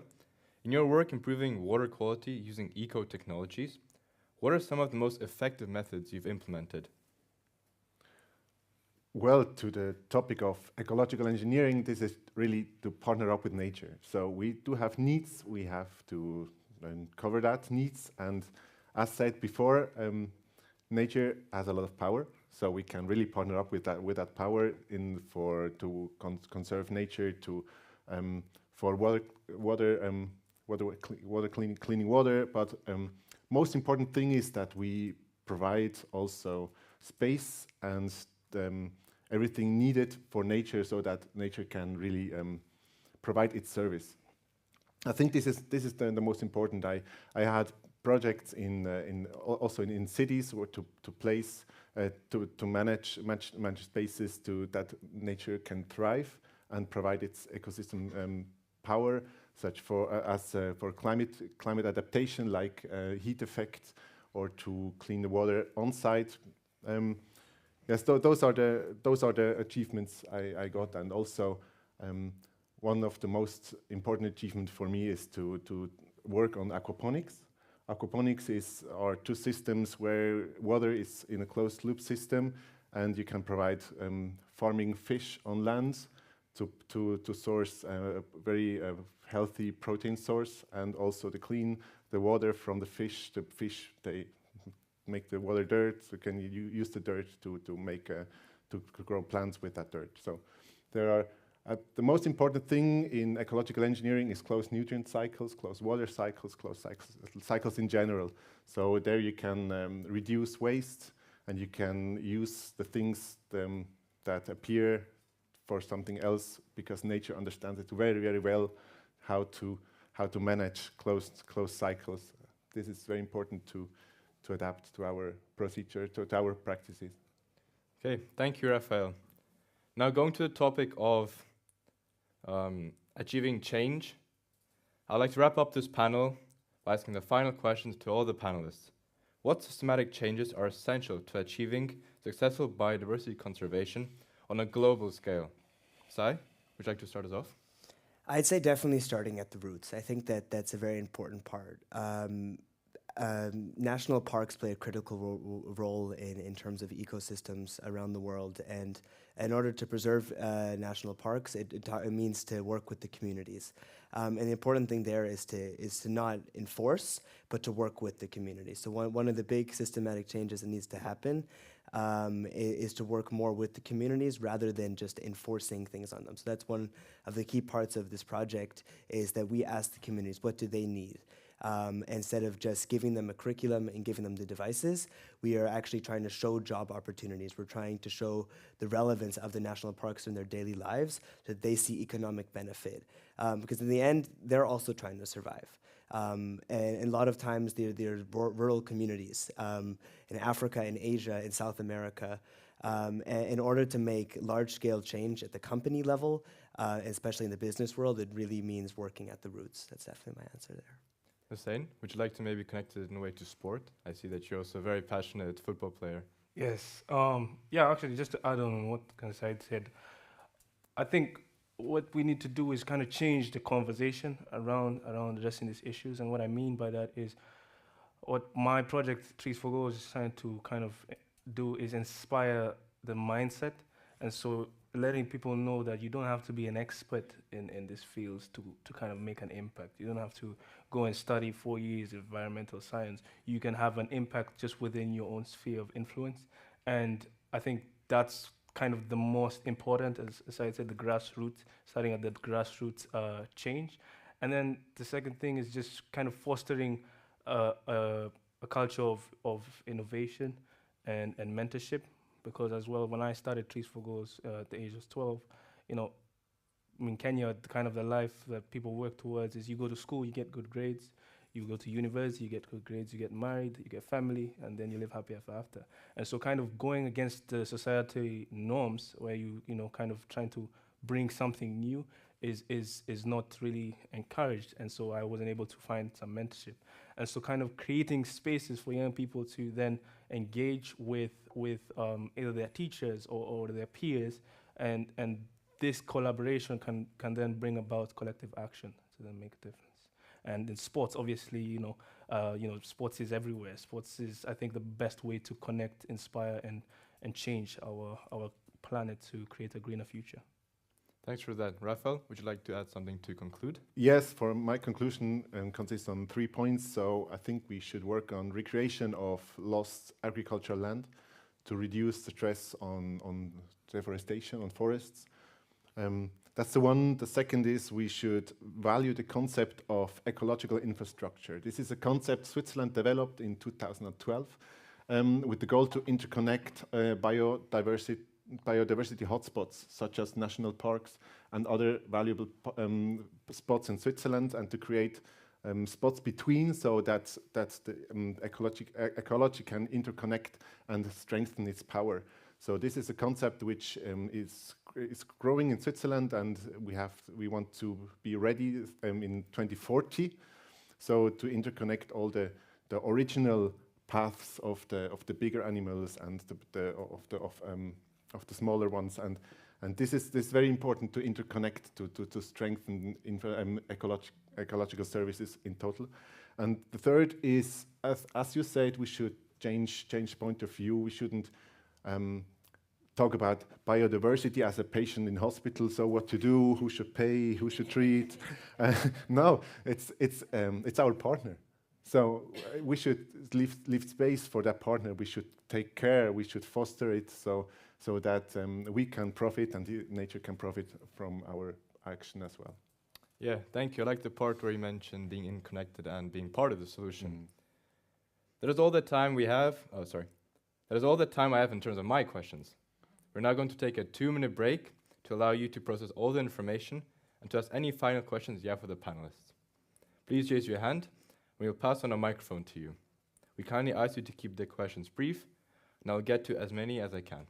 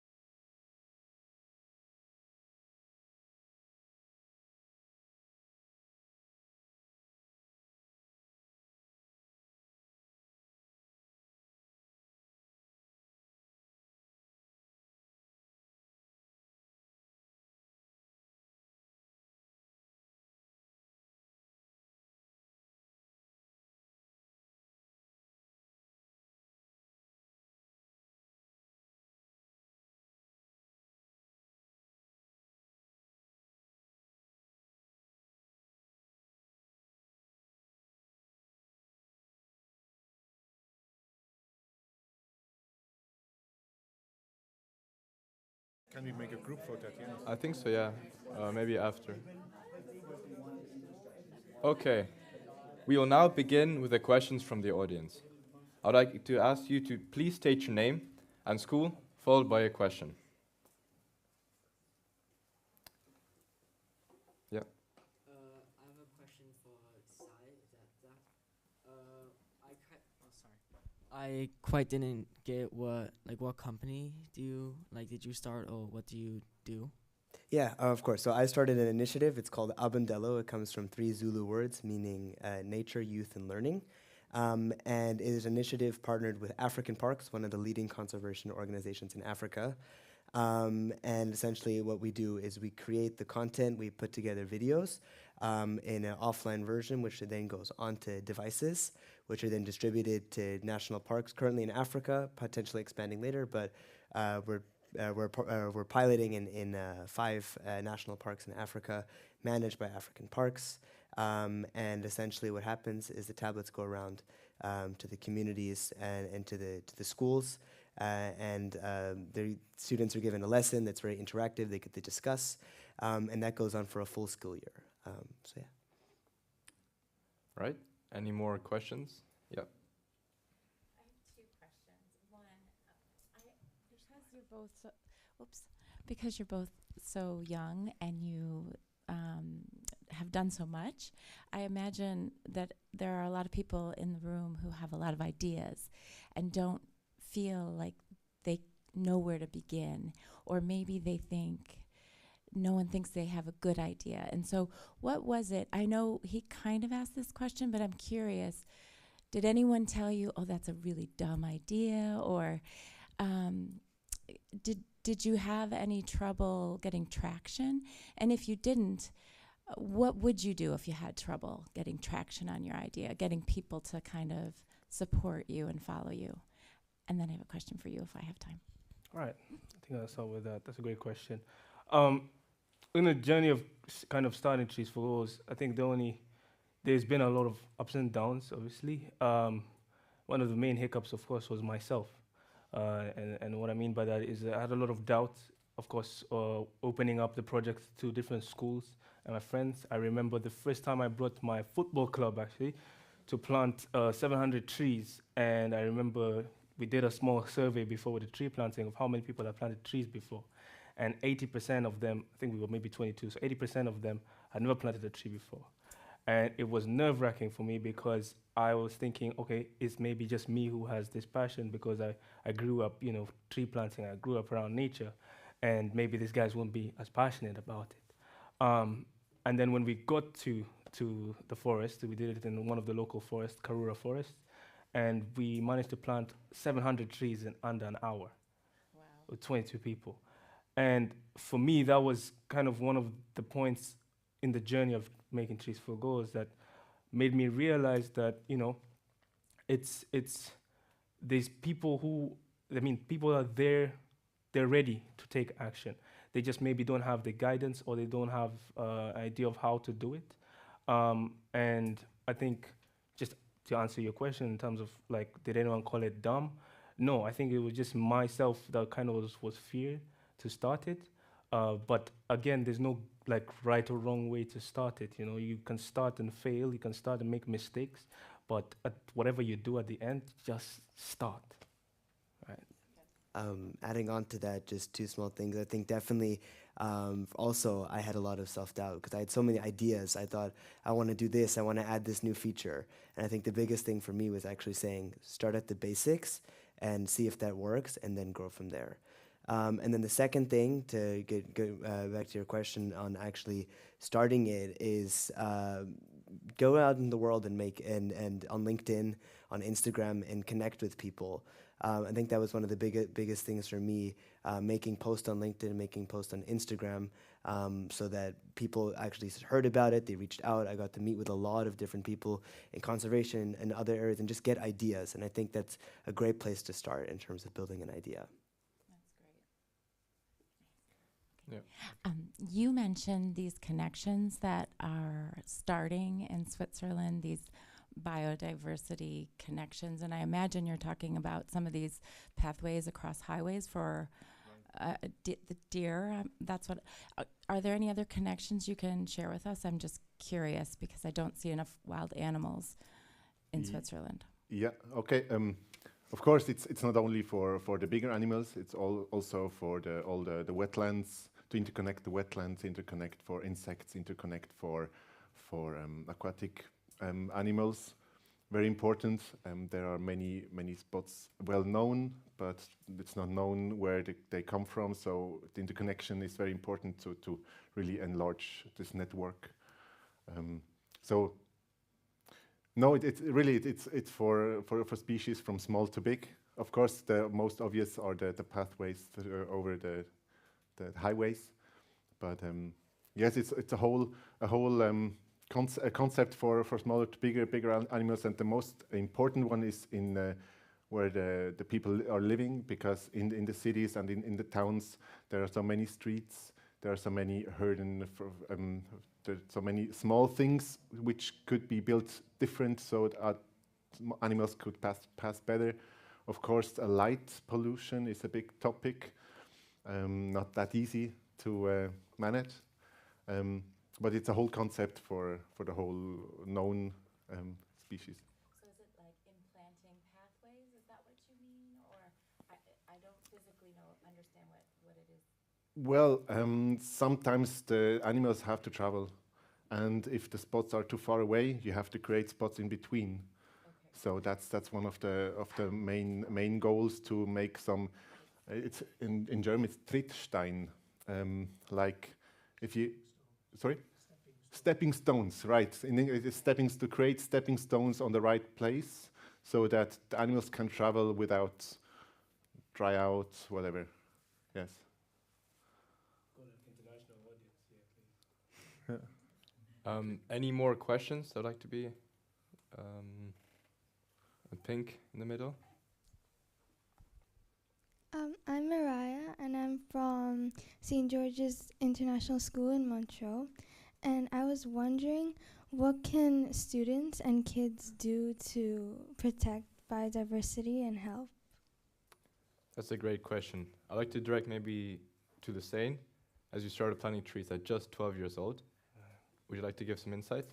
Yeah, 100%. That's a great question. I think first of all, it's amazing to hear that you're here and having this conversation. So congratulations for that.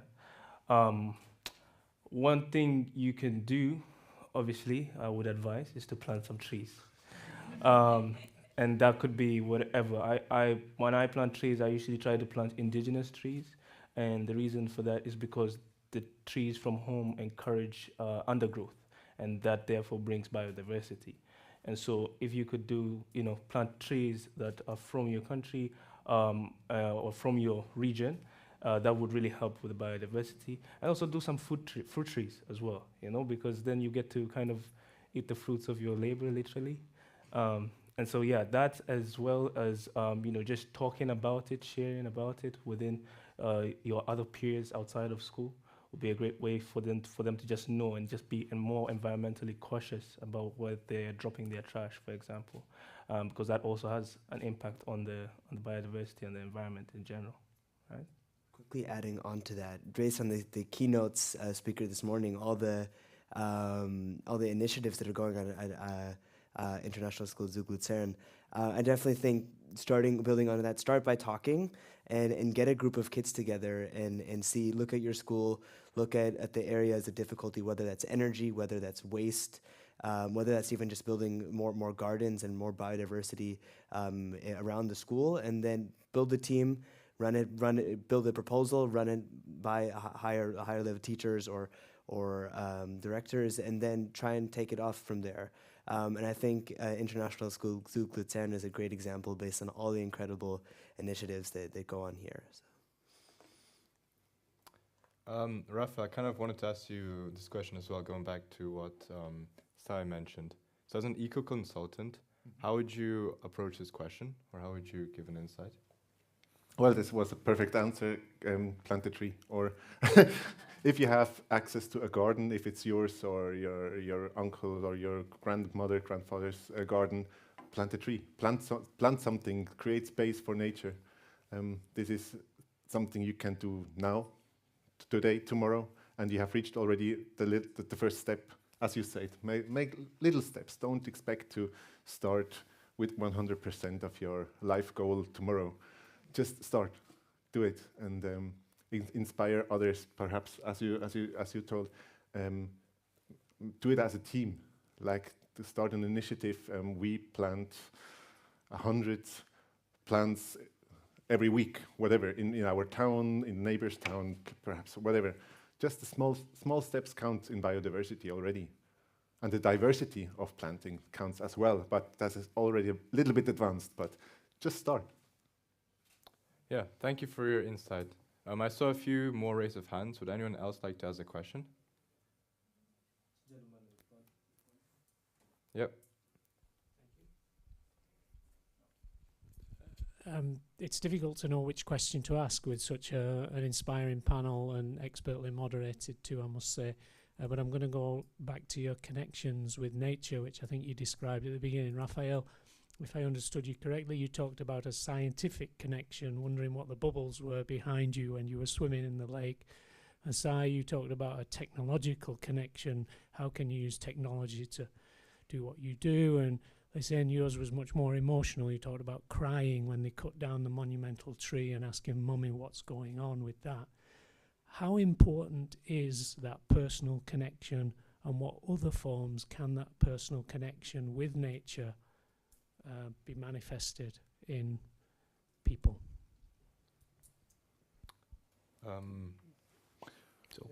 Raphael, would you like to? Okay. I think everyone has a certain understanding of nature or of intact nature. I think just trust yourself. Ask yourself the question: is it good? Is this situation as it should be, or is there anything I would appreciate to have it better? I think it's always the emotional part, as you mentioned. We are emotionally driven, right? Everyone. So you use that power also to engage, be engaged. To like, what can I do? Plant a tree. So if you have such certain drive, use it and enjoy. I'm part of this group called Kijani World. It's a group of young leaders who use their passions and interests to address environmental issues. And I think that's kind of what I do as well with Trees for Goals, using my passion to address the issue. And just to give an example with that, there's these two boys who are really passionate about technology. And what they did is that they realized that there's an issue of e-waste, which is electronic waste within Kenya. And they partnered with a company or organization that works on safely disposing this e-waste. And what they did is they connected the organization to their school and 20 other schools to collect e-waste and educate students about e-waste and what that is. And you'd be surprised how much wires and stuffings of things people keep in their home. And this project took off about 1.5 years ago, and they've been able to collect 20 tons of e-waste. And so with that question of the emotion, how important it is, I think it is 100% important. And I think it's also important to also adjust it to your own, speciality, whether it's you're a musician or you're an artist or you're a sportsman or sportswoman, that whatever your sphere of influence is, you just adjust it to that and just have a little bit of, consciousness about your environmental surroundings. Yeah, last thing from my side then would be, I think emotion is what drives change, and it's about how you use that emotion. So I think it's important, rather than using that emotion just for advocacy, I think it's not a good way to push emotion. But if you want, I think, to split it or to go target more of the solution. So let's say you're emotional, let's say you didn't like the tree getting cut down. That's a very emotional topic. Rather than just starting a campaign against cutting down trees, to go the step further, to go to planting the trees, to present a solution, that is what actually drives the change. Thank you for that. Any last questions before we wrap up the panel?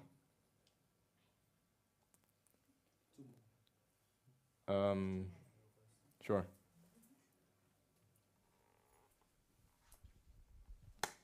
I'm Hikari from Breamont International School. Thank you for your amazing stories. That was really inspiring. I would like to ask, your next objectives that you're looking forward to achieve? Lisanne, would you like to maybe start us off? Right. So right now, currently, I'm on my gap year.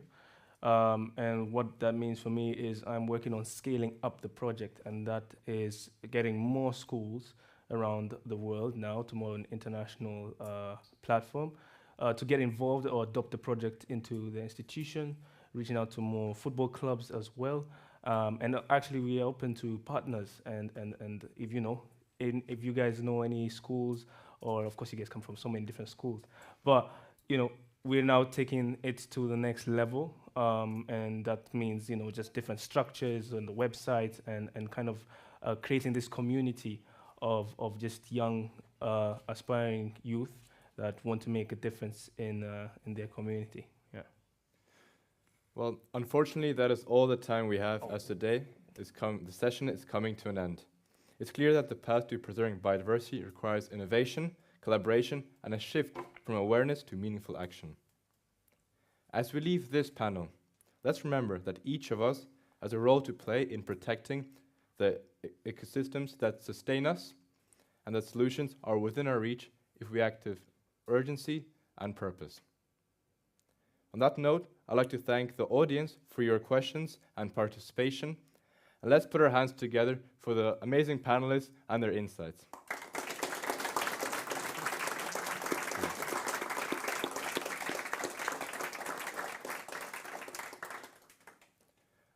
I would ask you all now to begin your transition to session number 5.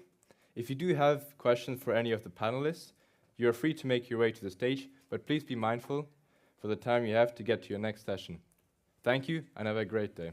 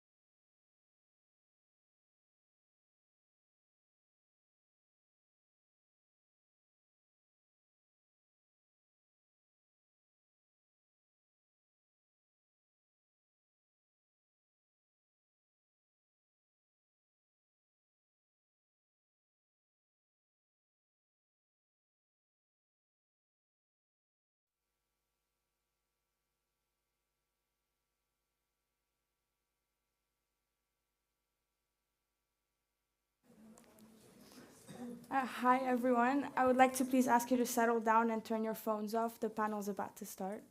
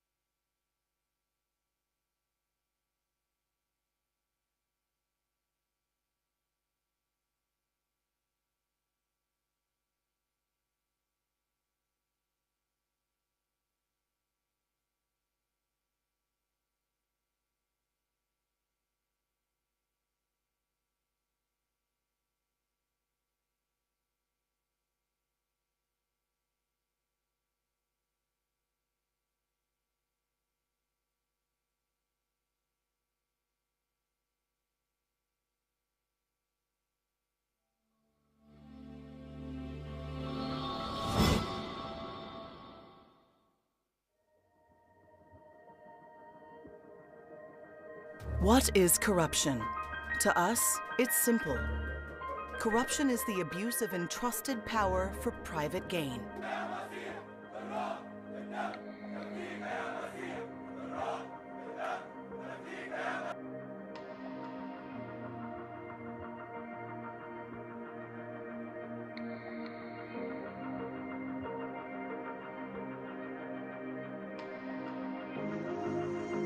Because getting to the global goals will only happen if we do things differently, if our leaders do things differently.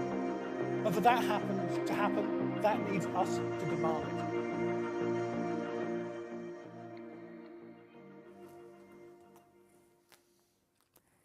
In a world shaped by conflicts, exploitation of power, and inequalities, the journey towards justice remains one of humanity's most critical challenges.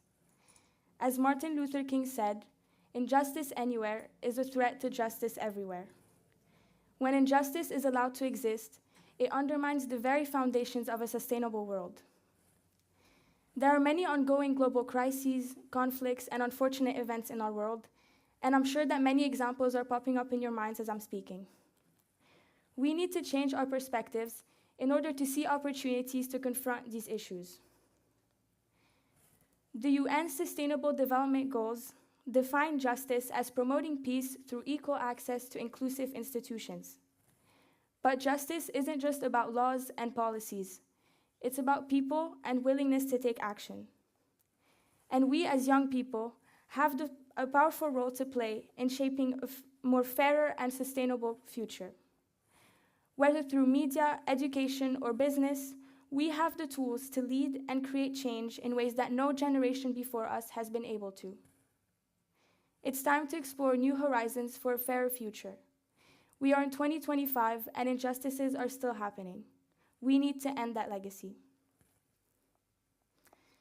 Good afternoon, everyone. My name is Chloe Ashkar, and I am an 11th grade student at IZL and a member of the YFS series team. I would like to welcome you to the panel on Global Perspectives on Justice, Comparative Approaches and Innovations.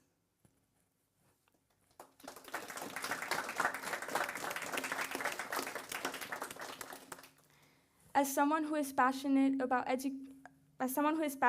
encouraging young people to engage and educate themselves on current conflicts, I'm really excited to dive into today's discussion with our experienced panelists. Joining me for this session, I'm honored to welcome Ms. Ghada Awais, a Lebanese award-winning broadcast journalist with over 2 decades of experience. She has worked at Al Jazeera and ran investigative interviews, fearlessly covering several political stories in conflict areas and war zones in the Middle East. In recognition of her dedication to human rights and contribution to journalism, she was honored as a World Woman Hero at Davos in 2023. I'm also pleased to welcome Ms. Catherine MacDonald. With both academic expertise and on-the-ground experience, Ms. MacDonald is a PhD candidate and research associate at the University of St. Gallen's Institute for Business Ethics. Her research focuses on the role of corporate diplomacy in promoting human rights. She is also a fellow of the Business and Human Rights Journal and has worked with the UN and International Committee of the Red Cross. And finally, I'm proud to welcome Mr. Michael Ashworth, CEO, entrepreneur, and expert in risk management with over 30 years of experience addressing challenges in conflict regions. As the leader of the Acadian International, Mr. Ashworth has been providing essential medical, security, and stabilization services in Ukraine since the invasion, working with international media, NGOs, and government bodies. Thank you all for being here today. Thank you, Claire. The first 25 minutes of this session will allow our panelists to answer the questions I've prepared for them, and the remaining time will allow you, the audience, to ask questions you may already or will have after our discussion. On that note, let's start our discussion. I would like to begin by asking a question to the panel. Global justice often involves a complex mix of power, politics, and human rights. From your experience, what do you think is the most pressing issue we need to address to move closer to achieving global justice today? Rada, would you like to start us off? Well, I'm not going to talk for too long because we started too late, and I'd like to give the audience the chance also to listen to them and to their questions and to their expectations. But briefly, I think the double standards the world is using today is an urgent case to address, an urgent thing to address. We have lots of double standards, and maybe I will elaborate more if someone would like to know more after when you open the questions for the audience. So double standards is an issue. Would you like to continue? Sure, thank you so much. And thank you so much, Chloe, for organizing this panel as well. It's lovely to be here today. So I think two things stand out to me. One would be a just transition, so understanding what that means in terms of global justice for everyone in emerging economies, but also here as well. It's an incredibly important topic. The other aspect, I think, is also overcoming these silos that we have and ensuring that we're able to have dialogue and discussion around important conversations on global justice. Yeah, I think the biggest challenge that we all face now in terms of justice is the challenge to the international rules-based order by states who seem to be operating beyond that realm. So certainly from my experience in Ukraine, Middle East and Africa, without some form of international rules-based order, then things descend very quickly to anarchy and conflict. Thank you all for sharing your insights. I would now like to ask Rada, as a journalist who's also used your social media to raise awareness on global conflicts, in your point of view, how do you see the role of media in influencing accountability during times of crisis? Well, it's enormous. And since you talked about Ukraine, you can see how much you are all impacted by the news coming from Ukraine. And you all get your information from media, and you shape your own decisions and opinions based on what media tells you, whether it's traditional media or social media. So it has a big influence, and with big influence comes big responsibility. So also media should be very, very delicate when they choose what to put in the news, and they shouldn't have any agendas. As a follow-up to that, in today's world, the media has become so influential, especially for the youth. How do you think media coverage influences young people's willingness to engage with global issues like the Ukraine war or Israel and Palestine, and they might consider controversial? Well, it's very complicated, actually, because you have, from one side, the traditional media, which has, you have to dig to see who's financing those traditional media, and that way you can understand more the way they report news. And on the other side, you have social media. And on social media, you have lots of misinformation, which is false information, but unintentionally. And you have lots of disinformation, which is false information, but intentionally. So, and with this disinformation comes also the intention of manipulating people's opinion, and also spread some propaganda to defend this government or this regime or this party. So on social media, it's too hard to regulate things, and there is this big debate about the role of big tech and how they put algorithm that does encourage the fact check. And I think, Chloe, you know better than me how much they're not doing.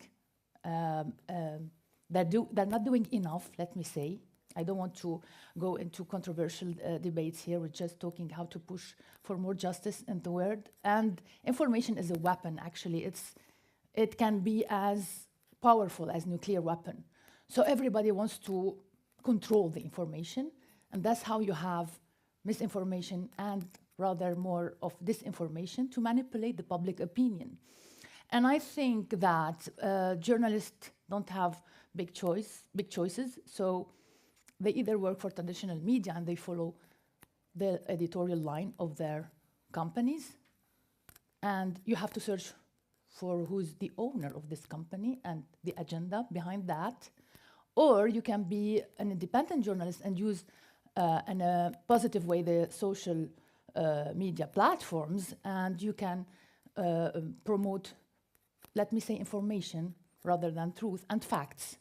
But that is hard also to reach more people through that. And you might say now that every one of you can be a journalist because you have all, I suppose, accounts, and you can put whatever you want and pretend that this is facts. And that's why journalists are very important, because they have ethics, they have guidelines, and they know how to do it. And when you keep dedicating your self to reporting facts, that's where you can say, I have a good influence and have a clear conscience. Thank you for highlighting that in such a clear way. It's quite an important point, and I think it's important for us young people to realize the role of media in all of these issues. But moving on to another perspective, Catherine, as an advocate on the role of corporate diplomacy promoting human rights, corporations are becoming very powerful, arguably more powerful than some state governments.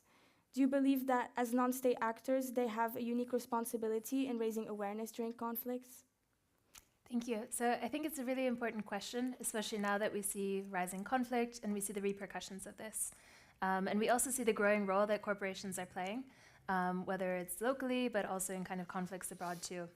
And so, I mean, the United Nations Guiding Principles on Business and Human Rights, they reference the duty of the state, right, to protect human rights, and the responsibility of companies to respect human rights.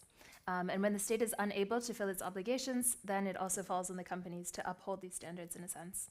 And so there's been a lot of debate around kind of, what are the responsibilities of companies? How far should they go?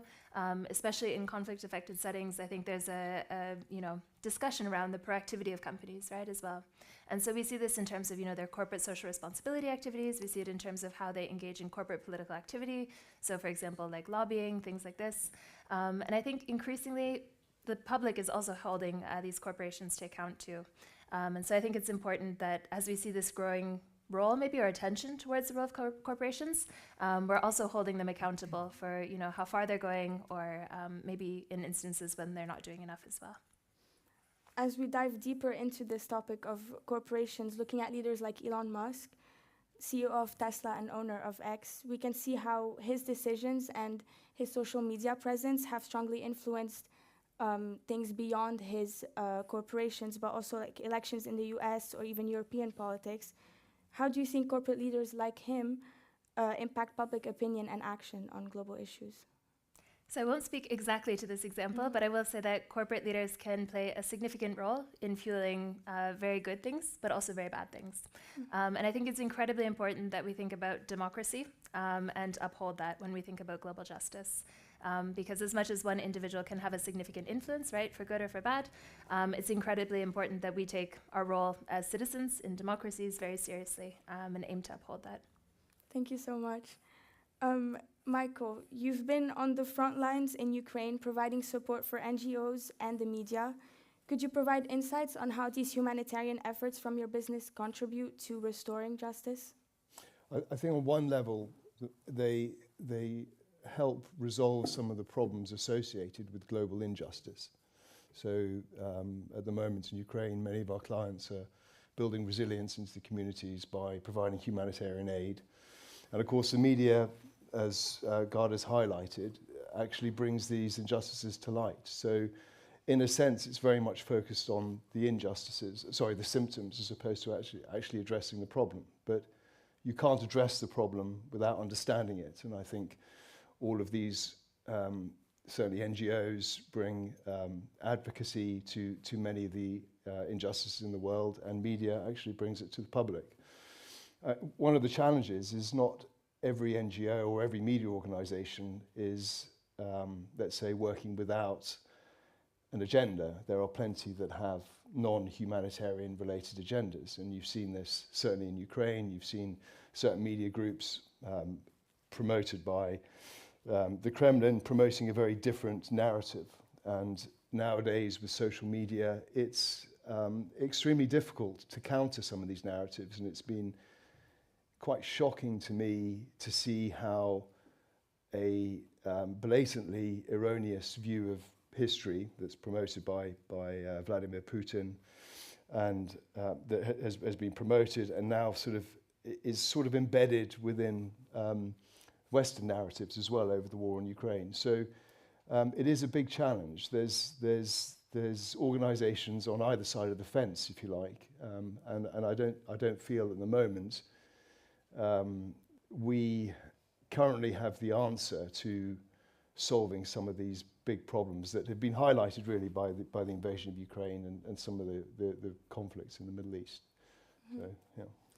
And as a CEO and entrepreneur of, since you have your own company as well, are there key lessons for businesses in conflict zones to learn about promoting justice, but also within a long-term stability? Well, I mean, it was this sort of question that businesses should be under any sort of different, or are under any sort of different ethical code. I think everyone should be operating as transparently and honestly as possible. I mean, that you shouldn't be having to say to businesses you should operate this way. It should be part and parcel of doing it. As a person, you don't expect someone, you expect people to be honest and transparent. So I think some of the challenges, and certainly you see this in many dysfunctional, be careful what I say, but certainly areas where there's some big challenges, is that the state almost encourages corrupt activity. So businesses have to operate in an environment which can be extremely encouraging, and I think extremely challenging in terms of dealing with bribery and corruption and so forth. And I think the only lesson that I would give to anyone in that environment is resist it and be as transparent as possible for business reasons, not for any. You don't have to have an ethical viewpoint, but it doesn't make good business to involve yourself in corrupt practices. In the end, it will come back and hurt you, certainly in an international Western-based company. Exactly, thank you. Rada, I also wanted to mention that after we talked about businesses as one perspective on justice, there's also media freedom as a fundamental right and powerful approach to reaching justice. But most journalists don't have the freedom to report, especially in conflict zones. Could you share some examples of the challenges journalists face? Well, the most recent example are the Western journalists and reporters who weren't allowed by Israel to go and cover the war in Gaza from the field.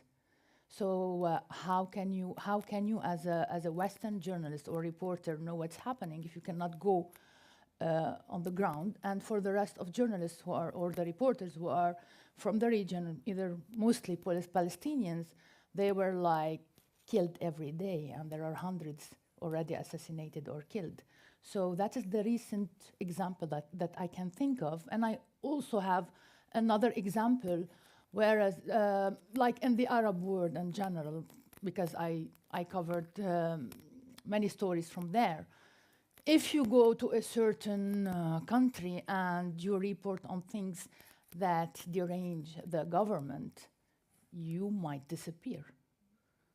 So it's very dangerous. Like there are more than 10 countries where I cannot go because I dare to interview opposition, the opposition leaders to the government or the regimes of these countries, and now I cannot go there. Like I might be tortured or arrested, I don't know what. So yeah, it's very hard to cover from these places, either war zones like Gaza or like normal countries that look from far, very stable, very prosperous, but there are lots of censorship, and if you get near to these issues or subjects that the government doesn't want to talk about, and you go there, you might disappear, as simple as that.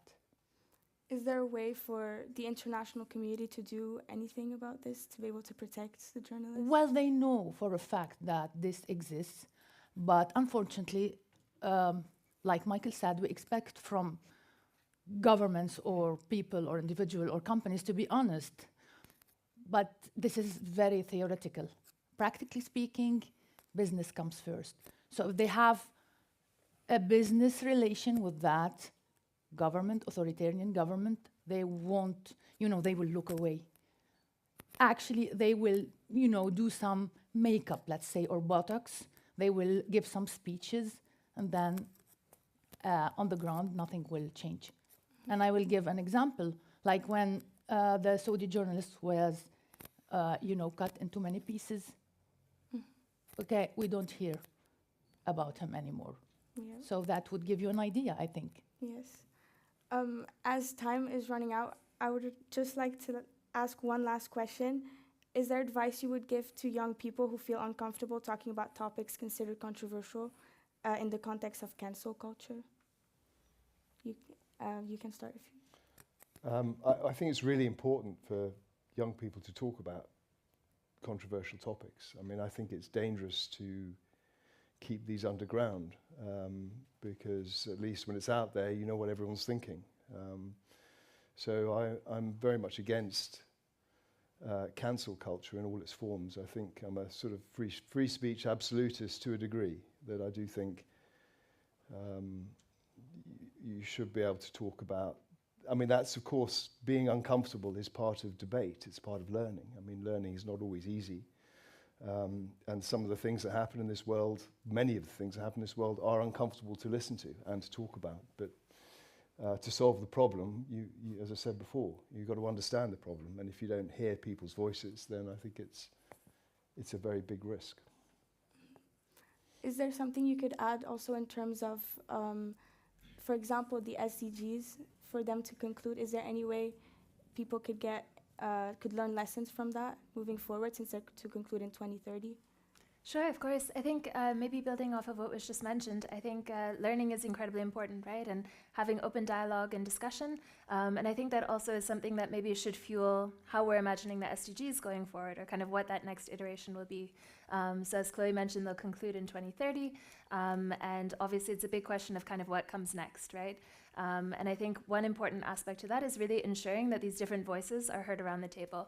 And really understanding what are important issues for those in emerging economies, for those in industrialized nations. How can we kind of fuel that discussion to ensure that peace, justice, and strong institutions are accessible for all? Thank you all so much for your valuable perspectives on the comparative approaches to justice. That is all I have in terms of questions, because unfortunately we've run out of time. But we're now going to take a 2-minute break for you to brainstorm some questions to ask for our panelists today, and then they can answer them.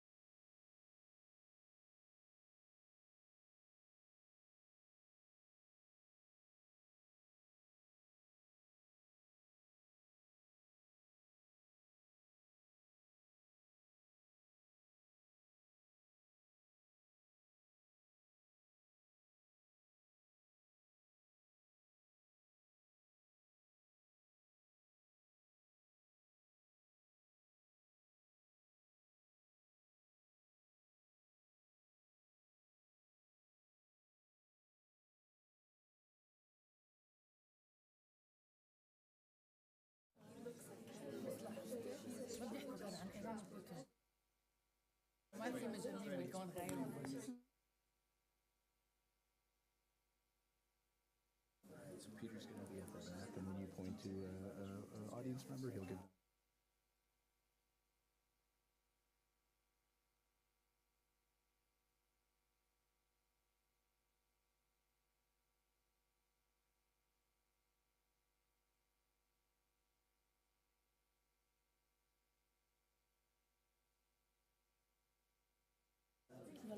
Do I tell? Do I say it? Okay. We will now begin with questions from the audience. I would ask that you please state your name and your school, followed by a brief question. Yes? Oh, he's going to give you a microphone. My name is Laura, and I'm an 11th grade student at ISL, and I was wondering, so since there are many issues going on today where the media tends to prioritize some and ignore others, how can we as youth choose a specific issue to get involved with? I think Rada, would you like to answer? Start. Well, it's a very good question, because you mentioned the fact that media choose sometimes some issues to cover, and they choose to ignore others, and you will be the victim of that, because you will be led by them rather than choose freely what to engage with. So, but the good thing is that you have internet and you have access to all the information, although there is disinformation, misinformation, but you have access to the word. Actually, the word became one village. So you have to do your homework, you have to research, you have to watch, and you have to watch all the sources. Like Michael mentioned Ukraine, and you have different narratives. Try to watch both of them, and then you can feel it, because your instinct will tell you what's the right thing to do.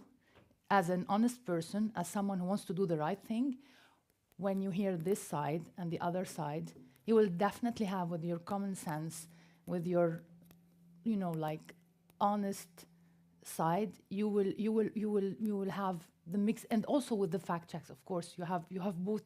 You have the emotional intelligence, and you have the fact checks with science, and that is AI, that is many things that could mislead you. But you also have, if there is something fake or made by AI, you also have links, and you are all lucky to have the access to the links, or to, I'm sure you have like courses on how to define if it's true or not. There are links, there are many courses that you can take, and that can help you know which video is fake, which video is not fake, and then you watch both. And when you read about something, just read the context, the history of the thing, not just what they are reporting now, and check many sources. Like, don't just, like in Ukraine, for example, don't just read what the West is saying. You have to read what the Russians are saying. And also, like in the Palestinian conflict, don't ignore the context. Like, it didn't happen right this year or last year or the year before. It's happened way before, like 76 years ago. And when you read the context, and when you follow many, like you can read the Israeli media, but you have also to read the other media, like the Arab media, or you can also read books about it, because sometimes they put anything on internet. So you have to check the source of everything you are reading, and then you decide by yourself, because you have the full freedom to choose whatever side you want. Just be well informed, and then come and choose whatever you want. Is there anything else you'd like to add? Yeah, from Laura, from my perspective, I think it's really important to feel that you have agency. So it's not up to the media to tell you what you should be interested in. It's up to you really to engage. And I think it's understand history, certainly, have a look at the issues, and as Garda says, just do your own research. Don't rely on other people, and check all the sources. Yeah, I would also echo the points made by the other panelists. I think it's very important to think critically, right, and to be aware of what's going on. I also think that given the speed of the news cycle, certain issues that are incredibly important disappear incredibly quickly as well, right? And so there are certain things, especially when it comes to conflict, for example, where it's in the news for a couple of days or a couple of weeks or months, and then it disappears when the next thing comes up. So I think thinking about, what really resonates with you and what issues you're passionate about, it's incredibly important. And really being able to kind of bring a voice and advocacy to those issues as well. Thank you. Sorry, just to practice. Hi, I'm Nora. I go to ZAS, Zurich International School, and I'm in grade 10. For Ms. Gada, could you please expand on what you meant previously with double standards? I thought you forgot about it. Well, Michael mentioned the international law, and I was so happy when he mentioned that. And he said, in order to push for more justice around the world, we need the international law, right? Did I get it right? Okay. So when you implement, like you choose to respect the international law in some countries, and you don't in other conflict areas, that will discredit the international law. Like, if you condemn Putin and you don't condemn Netanyahu, what credibility do you still have?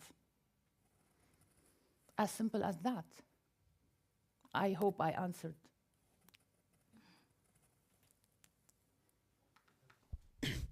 So I understand the importance of sovereignty and respecting a country's sovereignty.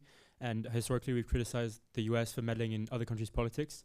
But when you look at what the Taliban is doing in Afghanistan, for example, and all the new policies they're putting in and progressively dehumanizing women, is there a point where we actually decide that we need to intervene and make a more concrete commitment, whether that's with other countries or NATO, even if it means using military force?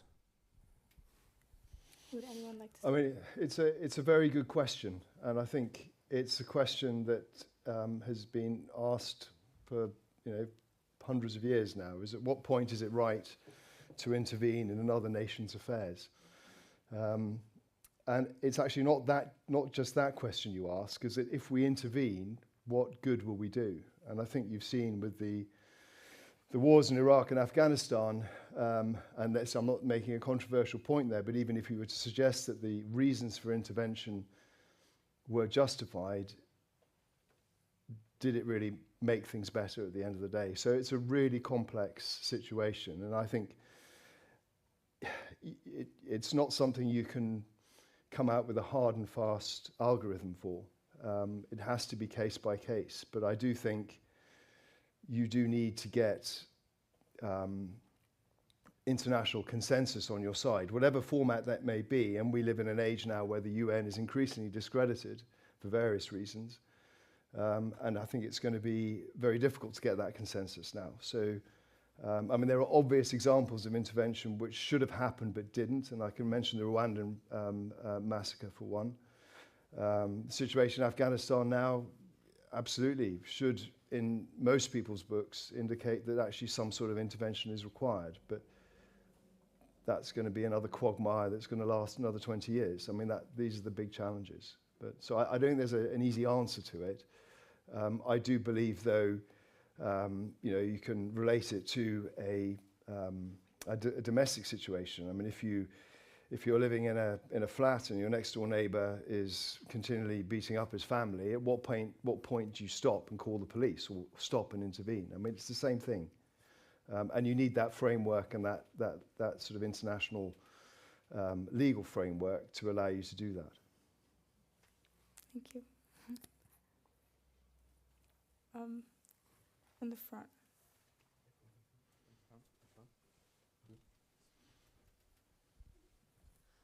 I'm Alice. I also go to Zurich International School. I'm also in grade 10. And do you think that advisory bodies such as the UN actually have any effect on mitigating global injustice, or not really? Who would like to?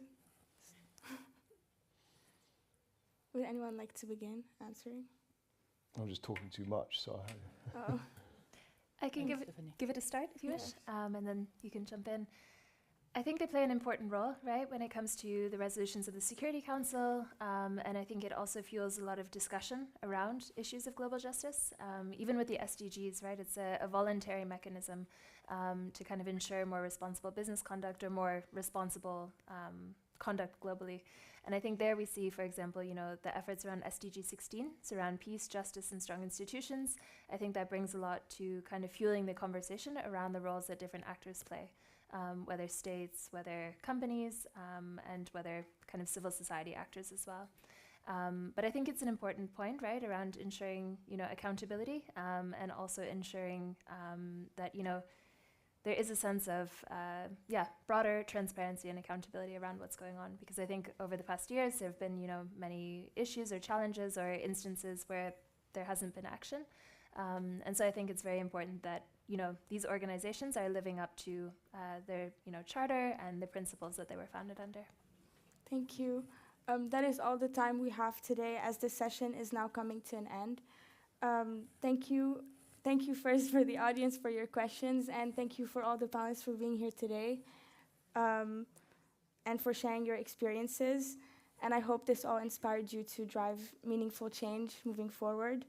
I would ask now that you all begin your transition to session 6. And if you have any questions for the panelists, you can come up to stage, but be mindful of the time you need to get to your next session. Thank you all.